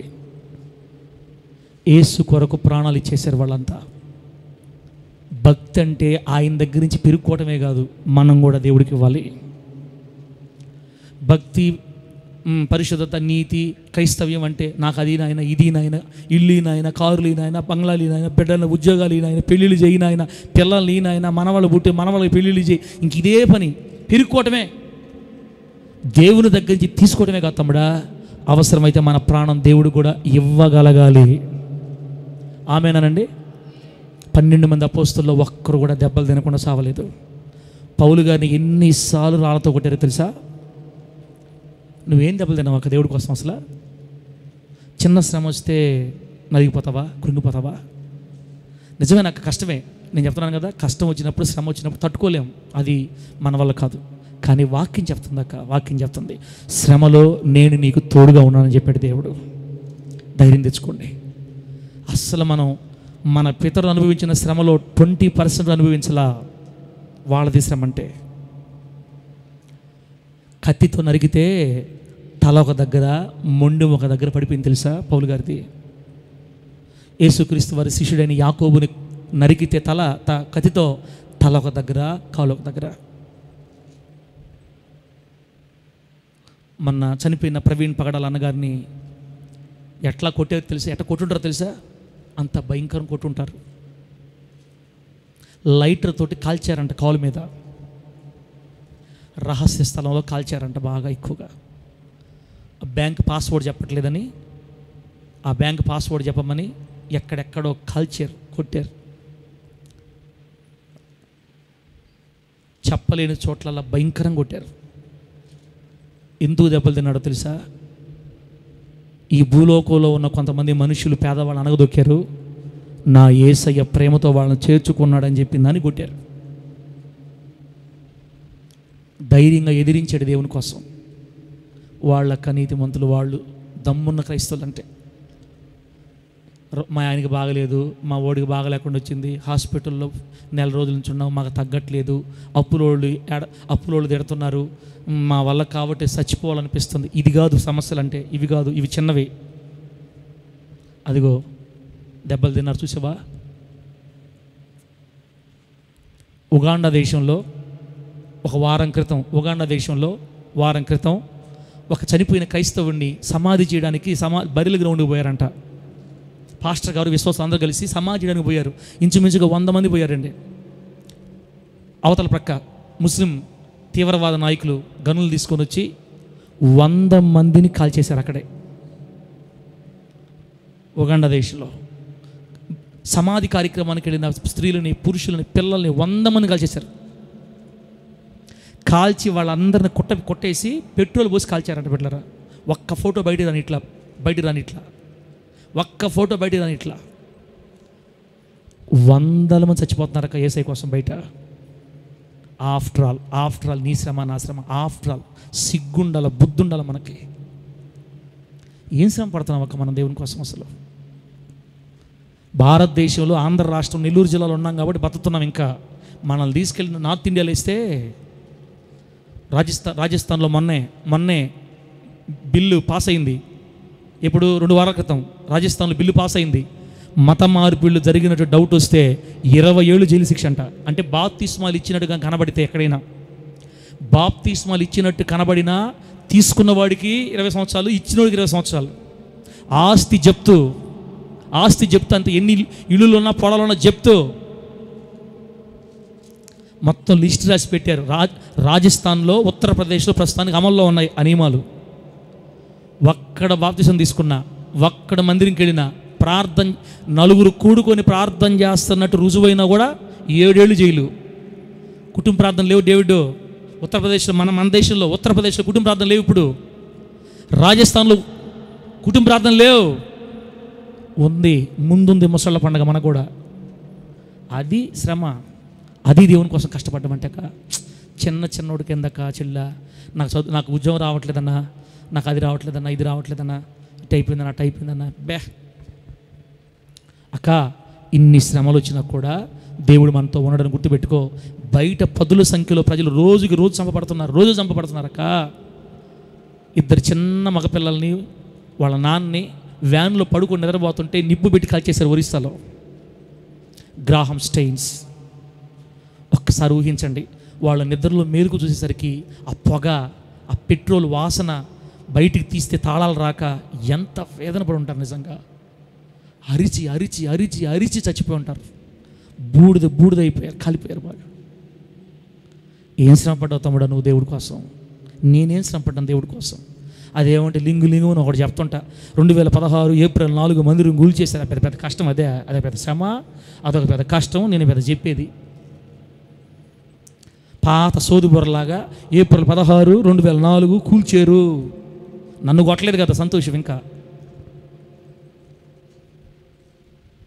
కొన్ని వందల మంది మన పితరులు చంపబడ్డారు. సింహాలు కొరిగి కొరిగి పొడి చేశాయి, రంపాలతో కోసారు, పేగులు బయటికి తీసి చంపారు. తెలుసా దేవుని బిడ్డల్ని? చెప్పుకుంటూ పోతే 1, 2 కాదక్క. క్రైస్తవం అంటేనే దేవుని బిడ్డల రక్తం మీద కట్టబడింది. దేవుని యొద్ద నుంచి ఆశీర్వాదాలు పొందడం ఎంత శ్రేష్టమో, ఆయన కొరకు ప్రాణాలు పెట్టడం కూడా అంతే శ్రేష్టం. నాణ్యానికి 2 వైపులు ఉన్నట్లుగా క్రైస్తవ్యానికి 2 వైపులు ఉన్నాయి. ఆశీర్వాదం కావాలా? ఖచ్చితంగా ఇస్తాడు. ఆయన కొరకు శ్రమపడే టైం వచ్చిందా? ఓర్చుకోవాలా, నిలబడాలా. మాసిదోనియా సంఘాల మాదిరిగా సంతోషించే స్థితికి మనం చేరుకుందుము గాక. గట్టిగా చెప్పండి హల్లెలూయా. బిడ్డలారా, ఇంకా ఆపొచ్చు, నేను ఆపొచ్చు, ఆపేయాలనే ఉంది. కానీ శ్రమలు ఎందుకు అనుమతించబడతాయో కూడా 2 మాటలు చెప్తే మీకు క్లారిటీ వస్తుంది. శ్రమలు మన మీదకి ఎందుకు అనుమతించబడతాయి? పెట్టుమా, ఫస్ట్ పాయింట్ పెట్టుమా. నేను ఎక్కువ చెప్పలేను బిడ్డలారా. దేవుడు తన ప్రజలకి శ్రమలను ఎందుకు అనుమతిస్తున్నాడు? నెంబర్ 1, ఇదిగో చూడండి. కూతురు ఇంగ్లీష్ మీడియం అయ్యేసరికి మనుజాశలను అనుసరింపక దేవుని ఇష్టానుసారముగా నడుచుకున్నట్లు శ్రమలు అనుమతింపబడుతున్నాయి. 1 పేతురు పత్రిక 4వ అధ్యాయం మొదటి 2 వాక్యాలు. 1 పేతురు పత్రిక 4వ అధ్యాయం తీయండి. శ్రమలు మనకు ఎందుకు వస్తున్నాయి అంటే, మనలో ఉన్న మనుజాశలు, శరీర కోరికలు చంపబడి మనం దేవుని మార్గాల్లో నడిచేదానికి వీలు కలిగినట్లుగా దేవుడే శ్రమలు అనుమతిస్తున్నాడంట. మనకి శ్రమలు కానీ లేకపోతే లోకానుసారం విచ్చవిడిగా పదార్థం పోయి బయట లోపల లోకంలో ఎప్పుడైతే శ్రమలు వస్తున్నాయో అప్పుడు మనం దేవుని మార్గాలకు వస్తున్నాం. చూడండి ఏముంది, 4వ అధ్యాయం మొదటి నుంచి. క్రీస్తు శరీరమందు శ్రమ పడిన గనుక మీరును అట్టి మనసు ఆయుధంగా ధరించుకోండి. క్రీస్తు శరీరమందు శ్రమ పడ్డాడు కాబట్టి మనం కూడా శ్రమపడే మనసును ఆయుధంగా ధరించుకోవాలి.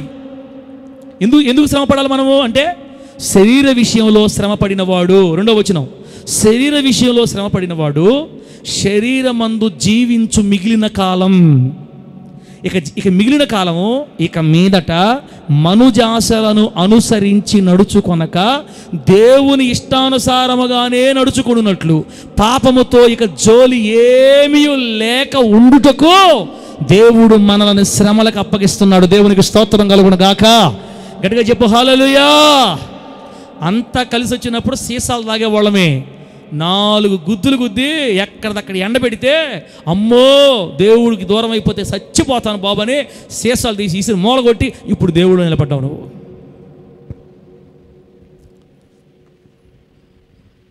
ఒకప్పుడు అన్నీ బాగున్నప్పుడు మనం భక్తి చేయలేచెలేలా, శ్రమలు వచ్చి మన మీద పడ్డప్పుడు ఇప్పుడు భక్తి చేస్తున్నాం. మనుజాశలు కూడా చచ్చిపోయినాయి మనకి. భార్య కనపట్ల మనకి ఇంకేం కావాలి మనకి? బయట భార్య కనపట్ల ఏం చేద్దాం ఉండే బాధలకి. నా బాధ మీకు అర్థమైంది అనుకుంటున్నా. ఇంకా అలా కొంగ కొడుతుంటే శరీర కోరికలు ఇంకెక్కడ వచ్చేది? బతికితే సాలురా నాయన బతుకు జీవుడా అనిపిస్తుంది. మనుజ ఆశలు చచ్చిపోయి దేవుని మార్గాల్లో మనం బ్రతుకున్నట్లుగా పాపముతో ఇక జోలి లేకుండా ఉండేటట్లుగానే దేవుడు మనల్ని కాపాడుకోవడానికి ఒక్కొక్కసారి శ్రమలు అనుమతిస్తాడు మన మీదకి. మంచిదా చెడ్డదా? ఇది మంచిదా చెడ్డదా? ఇప్పుడు చెప్పండి. శ్రమలు మంచివా చెడ్డవా చెప్పండి అక్క. ఇప్పుడు శ్రమలు మన మీద రావడం వల్ల ఏమవుతుంది? మనుజాశల్లో పడిపోకుండా, కోరికల్లో పడిపోకుండా, లోకంలో పడిపోకుండా, పాపంతో జోడి లేకుండా మొత్తం వదిలిపెట్టి యేసయ్య కోసం బతికేటట్టుగా చేస్తున్నాయి శ్రమలు మనల్ని. ఇప్పుడు చెప్పండి, శ్రమలు మనకు మేలా కీడా? శ్రమ నుండి ఉండుట నాకు మేలు. ఒక్క ముఖంలో కూడా సంతోషం లేదు. ఎడ చూస్తున్నారు తెలుసా? ఒక్క మొఖంలో కూడా కళలేదు. మీకు అర్థం కావట్లేదు అక్క. అర్థమైతే మొక్కలు ఎలాగుతాయి నీకు. ఇంకా నంబర్ 1, మనుజాశను అనుసరింపక దేవుని ఇష్టానుసారంగా నడుచుకున్నట్లుగా శ్రమలు అనుమతించబడుతున్నాయి మనకి. నంబర్ 2, 2వ పాయింట్ పెట్టుమా. శ్రమలను దేవుడు ఎందుకు అనుమతిస్తున్నాడు? 2వ పాయింట్, మనము దీనత్వాన్ని విధేయతను నేర్చుకున్నట్లుగా శ్రమలు అనుమతించబడుతున్నాయి. కేజీలు పట్టున్న గర్వం ఒక్కొక్కరికి, మనకు కాదులే కొందరికి. కేజీలు మాట ఎట్టొచ్చే తెలియదు. కులాన్ని బట్టి, హోదాను బట్టి, డబ్బును బట్టి, ఆస్తిపాస్తులను బట్టి, బంగారాన్ని బట్టి, వెండిని బట్టి, ఏమీ లేకపోయినా చీరలను బట్టి కూడా గర్వించే వాళ్ళు ఉంటారు నాకు తెలిసి. అనా 300 షేర్లు, 470 షేర్లు, 550 షేర్లు ఏం చేసుకుంటావు? గొట్టేసుకొని ఆ గొట్లో బడు. 450 షేర్లు గొట్టేసుకొని ఆ గొట్లో బడు. 83 డ్రెస్సులు ఉన్నాయి సార్ నాకు, ఏం చేసుకుంటాము? మొత్తం గొట్ట కట్టి గొట్లో దూకు. బట్టలను బట్టి కూడా గర్వమా? ఏమో నాకు తెలియదు, నాకైతే ఇంకా అలవాట్లేదు అది, ఇంకా మనకు అంత లేదు కాబట్టి ఏమో వస్తేమో వస్తుందేమో నాకు తెలియదు. కొంతమంది అట్లా బట్టలను బట్టి కూడా గర్విస్తారేమో. ఇవన్నీ రాలగొట్టి దీనత్వంలోనికి బతికితే చాలు దేవా, అంత కూడుబెట్టు, అంత బట్టి నాయన చాలు ఈ జీవితానికి అనిపించేటట్టుగా దేవుడు అందరి జీవితాల్లో కాదు, కొందరి జీవితాల్లోకి శ్రమలను అనుమతిస్తాడు. దేవునికి స్తోత్రం కలుగును గాక. ఆ దెబ్బకి గర్వమంతా రాలిపోయి దీనులైపోతారంట. ఇప్పుడు చెప్పండి, శ్రమలు మంచివా చెడ్డవా? మీ నోళ్లతోనే చెప్పిస్తున్నా ఇప్పుడు శ్రమలు మంచి అని. ఈ సంగతి ఎరిగారు కాబట్టి మాసిదోనియా వాళ్ళు సంతోషిస్తున్నారు. మనము దీనత్వాన్ని, విధేయతని నేర్చుకున్నట్లుగా శ్రమలు అనుమతించబడుతున్నాయక్క. 2 మంచియే. మనుజ ఆశల్లో నుంచి, శరీర కోరికల్లో నుంచి బయటపడి పరిశుద్ధంగా బ్రతుకున్నట్లుగా శ్రమలు మన సాధకం చేస్తున్నాయి. మనం గర్వము, అహంకారం వదిలిపెట్టి విధేయతగా బ్రతుకున్నట్లుగా దేవుడు మనల్ని సాధకం చేస్తున్నాడు శ్రమల ద్వారా. మంచిదే. 3వ పాయింట్ ఇప్పుడుమా, 3వ పాయింట్ పెట్టు. శ్రమలు ఎందుకు అనుమతించబడుతున్నాయి మన మీదకి? మొత్తం 5 ఉన్నాయి. 3వది, శ్రేష్టమైన స్థిరమైన స్వాస్థ్యం, అనగా పరలోకమందు మనకి స్వాస్థ్యం ఉందని ఆ గొప్ప బహుమానం. ఇది ఆ స్థిరమైన స్వాస్థ్యాన్ని, పరలోకాన్ని గొప్ప బహుమానంగా పొందటానికి వీలుగా శ్రమలు అనుమతించబడుతున్నాయి. బిడ్డలారా, ఈ మాట మీకు క్లియర్గా అర్థం అవ్వాలంటే, దేవుడు ఒకవేళ మనకు శ్రమలు అనుమతించకపోతే, సుఖంలోనే మనం వెళ్ళిపోతే, కొన్ని రోజుల తర్వాత మనం ఏమంటాం తెలుసా? దేవుడు ఎవడు అంటాం. ఖచ్చితంగా గుర్తుపెట్టుకోండి. ఏమంటాం అక్క? ఏమంటాము? సమృద్ధి పెరిగిపోయింది అనుకో, ఎక్కడ చూసిన డబ్బు కట్టలు అనుకో, ఎక్కడ చూసిన తృప్తి అనుకో, ఎక్కడ చూసిన బాధలే లేవనుకో, 4 రోజులకి ఏమంటామంటే యెహోవా ఎవడు. ఈ మాట చెప్పింది ఎవరు? భక్తులే. అయ్యా నాకు ఎక్కువగా నిచ్చేసేవనుకో యెహోవా ఎవడు అని అంట. అసలు ఏమీ లేదనుకో దొంగతనాలు చేసి నీకు అవమానం తెస్తా. ఏ నాటికి ఆనాడు ఈయన బత్తి వీనైనా అని అడిగాడు ఆయన. కాబట్టి ఏది ఎక్కువైనా కష్టమేనక్క. అందుకని మనం లైన్ తప్పిపోకుండా, క్రమం తప్పిపోకుండా, ఎక్కడ దేవునికి దూరమై పరలోక రాజ్యాన్నే పోగొట్టేసుకుంటామేమోనని శ్రమలను పంపి మనల్ని దేవుడు క్రమపరుస్తుంటాడు. 3 విషయాలు మంచివా చెడ్డవా? పరలోకం ఏడ బాగొట్టుకుంటామోనని శ్రమలు పంపించి మన లైన్లో పెడతాడంట దేవుడు. ఇప్పుడు శ్రమలు మంచియా చెడ్డయా? గట్టిగా చెప్పండి, వాక్యానుసారంగా చెప్పండి. శ్రమలు మంచివా చెడ్డవా? మంచివే, మంచివే, మంచివే. ఎన్నిసార్లు చెప్పారా స్వామి నీకు? శ్రమలు మంచివే, చాలా మేలు. దీనికి రెఫరెన్స్ చెప్పాలా మీకు నేను? హెబ్రీ పత్రిక 10:32 నుంచి 36 దాకా ఉంది ఈ మాట. ఇప్పుడు నేను చెప్పిన మాట, శ్రేష్టమైన స్వాస్థ్యం పొందుకోవడానికి దేవుడు శ్రమలు ఇస్తాడని హెబ్రీ పత్రిక 10:32 నుంచి రాయబడింది. టైం లేదు, చదివే టైం లేదు. అయిపోయిందా? 4 పెట్టుమా. 4వది ఈ రెఫరెన్స్ చెప్పమంటారా? 1 పేతురు పత్రిక 5 తీసి పెట్టండి.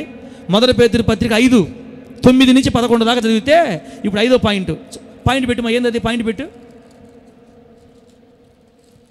అదేంటంటే, తన ప్రజలను సంపూర్ణులుగా చేసి స్థిరపరచి బలపరచడానికి దేవుడు శ్రమలను అనుమతిస్తున్నాడు.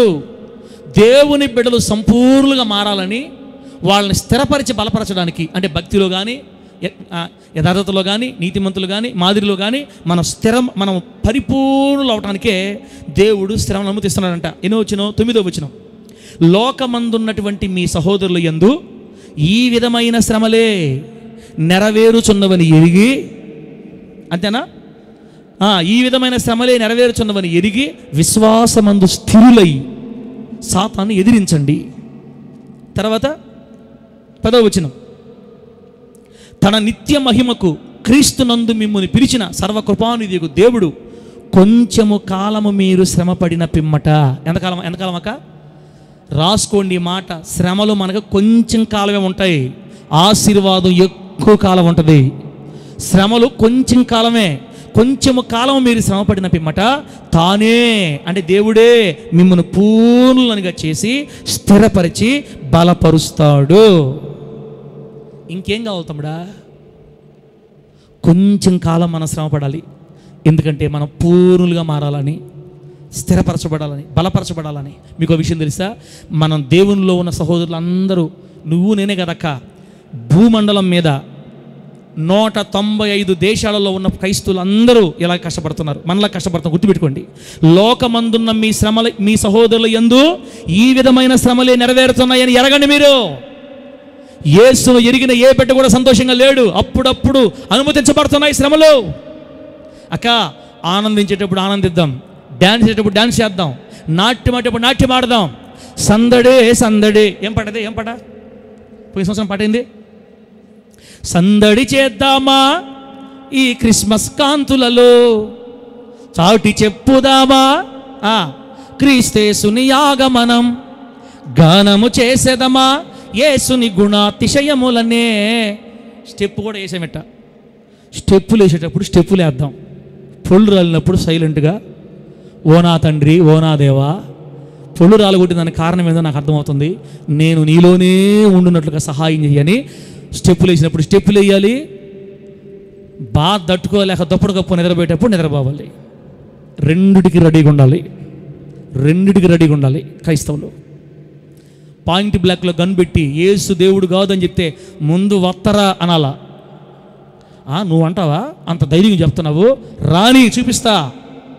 బిడ్డ, మీ ఆత్మీయ తండ్రిగా ధైర్యంగా చెప్తున్నాను. నేను ధైర్యంగా చెప్తున్నా మీకు మాదిరి చూపించడానికి శ్రమలు ఏవైనా నా దేవుడు నా మీద అనుమతిస్తే నేను చూపించాలని ఆశపడుతున్నా. ఇట్లా ఉండాలక్క. కష్టం వచ్చినప్పుడు మనం కుంగిపోకూడదక్క, ఇలా నిలబడాలి. మీ తండ్రిగా నేను మీకు చూపించాను కదా అని చెయ్యాలని నాకు ఆశ. కానీ కోరుకొని పిలుచుకుంటే అటు అనకూడదు. పాస్టర్ గారు పిలవబాకండి, వచ్చేస్తాయి శ్రమలు. వద్దు, ఓవర్ యాక్షన్. మనం పిలిస్తే ఏం రావయ్యి, ఆయన పంపిస్తే వస్తాయి. ఆమె చెప్పండి గట్టిగా. ఆయన ఎవరికి పంపించాలో పంపిస్తాడు, ఎవరు తాట తీయాలో వాళ్ళ తాట తీస్తాడు. పరలోకం బాగొట్టుకోకుండా ఉండాలని, ఎక్కడ నరకానికి పోతామనని మనల్ని సంపూర్ణులుగా చేయటానికే దేవుడు మన మీదకి శ్రమలు పంపిస్తాడంటే ఆ తండ్రికి మన మీద ఎంత ప్రేమ ఉందో అర్థం చేసుకోండి. డబ్బు ఎక్కువ ఇచ్చాడంటే ఫస్ట్ మనం అనే మాట యెహోవా ఎవడు? యేసు ఎవడు? నేనే జీసస్ క్రైస్ట్. నేనే జీసస్ క్రైస్ట్.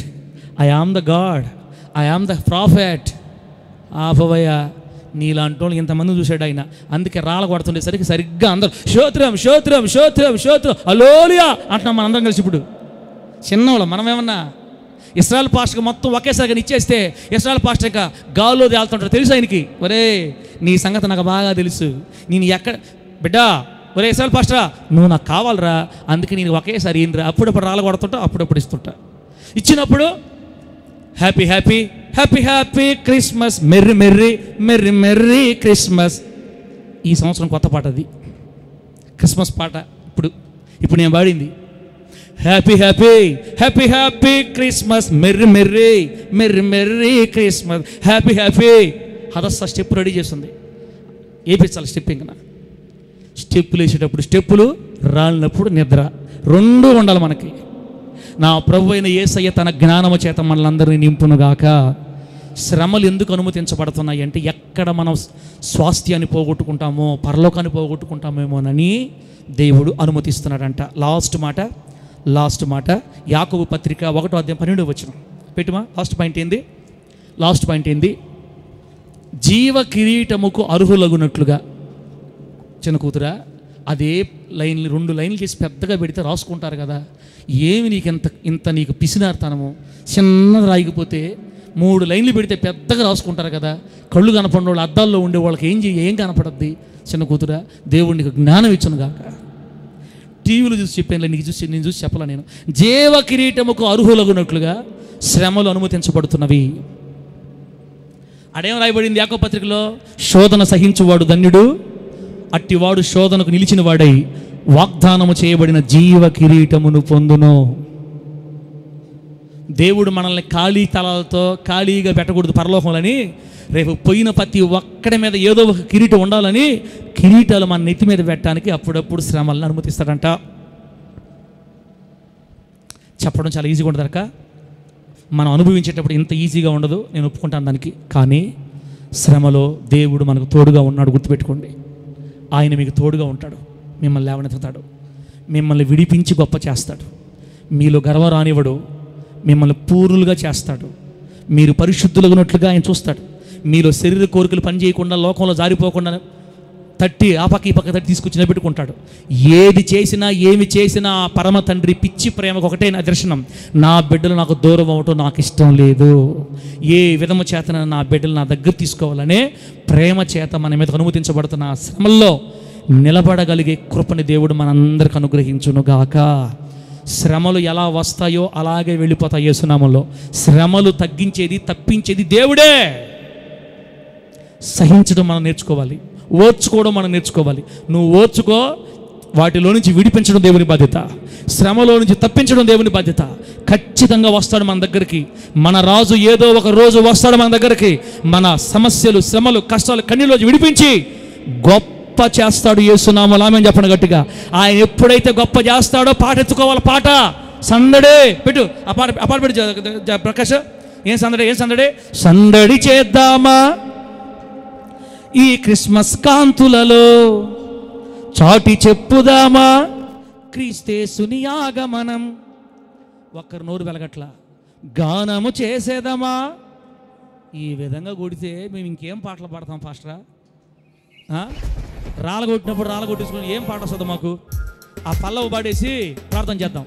చప్పుడు కొట్టు, ఆమేన్ కొట్టు.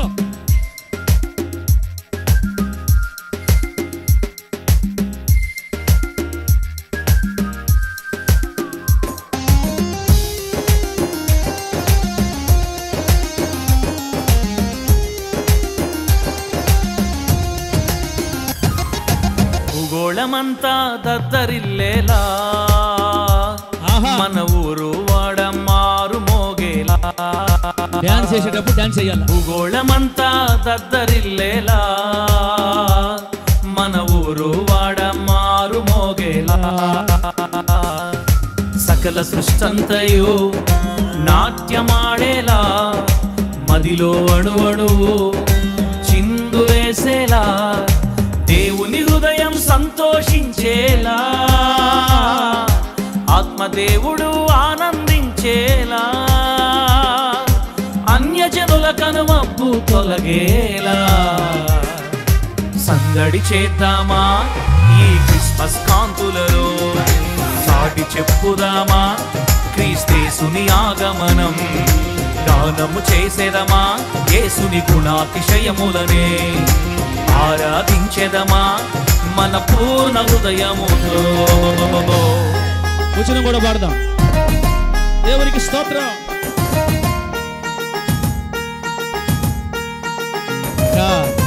శ్రమలలో శ్రమ పడాలి, ఆనందంలో ఆనందించాలి.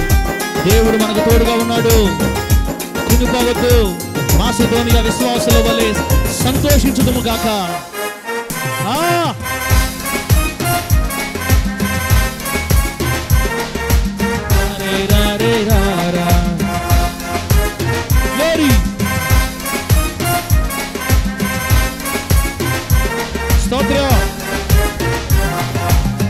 మన శిక్షకు ప్రతిగా తానే శిలువ శిక్ష పొందినాడే, తన నీతిని బహుమానంగా మనకందరికిచ్చాడే.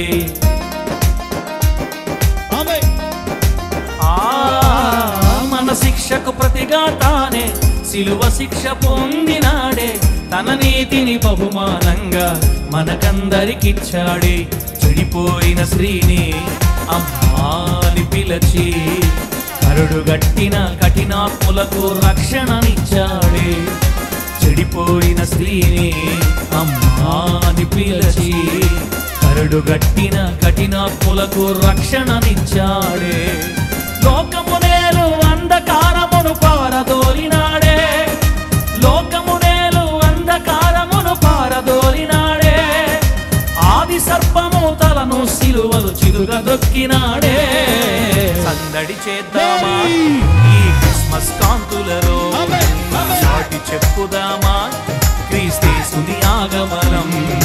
గానము చేసేదమా యేసుని గుణాతిశయములనే, ఆరాధించెదమా మన పూర్ణ హృదయముతో. హల్లెలూయా. ఇప్పుడు చెప్పండి అక్క, కష్టాలు వస్తే ఓర్చుకుంటారా, ఏడుస్తారా?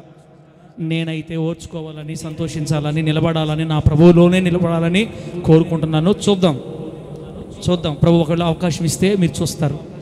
కష్టం వచ్చినప్పుడు కృంగిపోవద్దక్క, దేవుడి మీతో ఉన్నాడు. మీరు ఆయనకు దూరం కాకూడదని అప్పుడప్పుడు అనుమతిస్తాడు. మన మీదకి గర్వం తొలగించాలని, విధేయత నేర్పాలని అనుమతిస్తాడు. శరీర ఆశలు, శరీర కోరికలు మనల్ని దేవుని దూరం చేయకూడదని, పాపముతో జోలి లేకుండా బ్రతకాలని అనుమతిస్తాడు. ఏది చేసినా మన మేలు కోసమే చేస్తాడు. ఒక్కొక్కసారి ఆయన మన ప్రాణాన్ని కూడా అడుగుతాడు. ఇచ్చేద్దాం.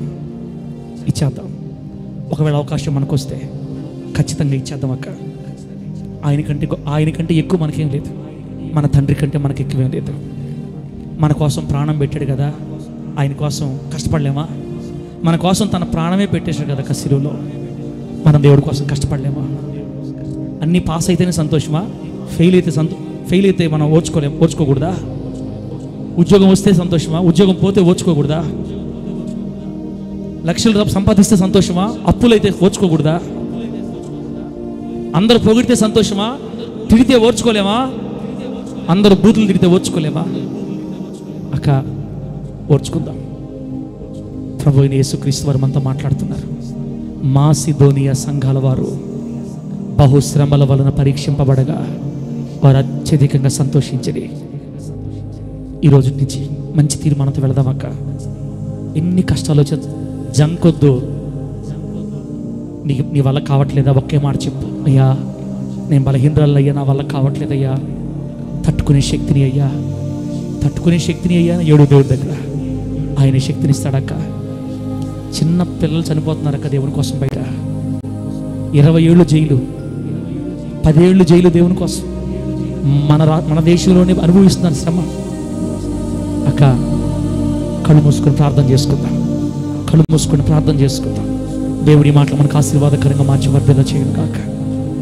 దేవుడిని ప్రేమించి, దేవుడు నన్ను ప్రేమించి శ్రమలు మన మీదగా పంపి ఆయనలోనే ఉంచుకుంటున్నాడు.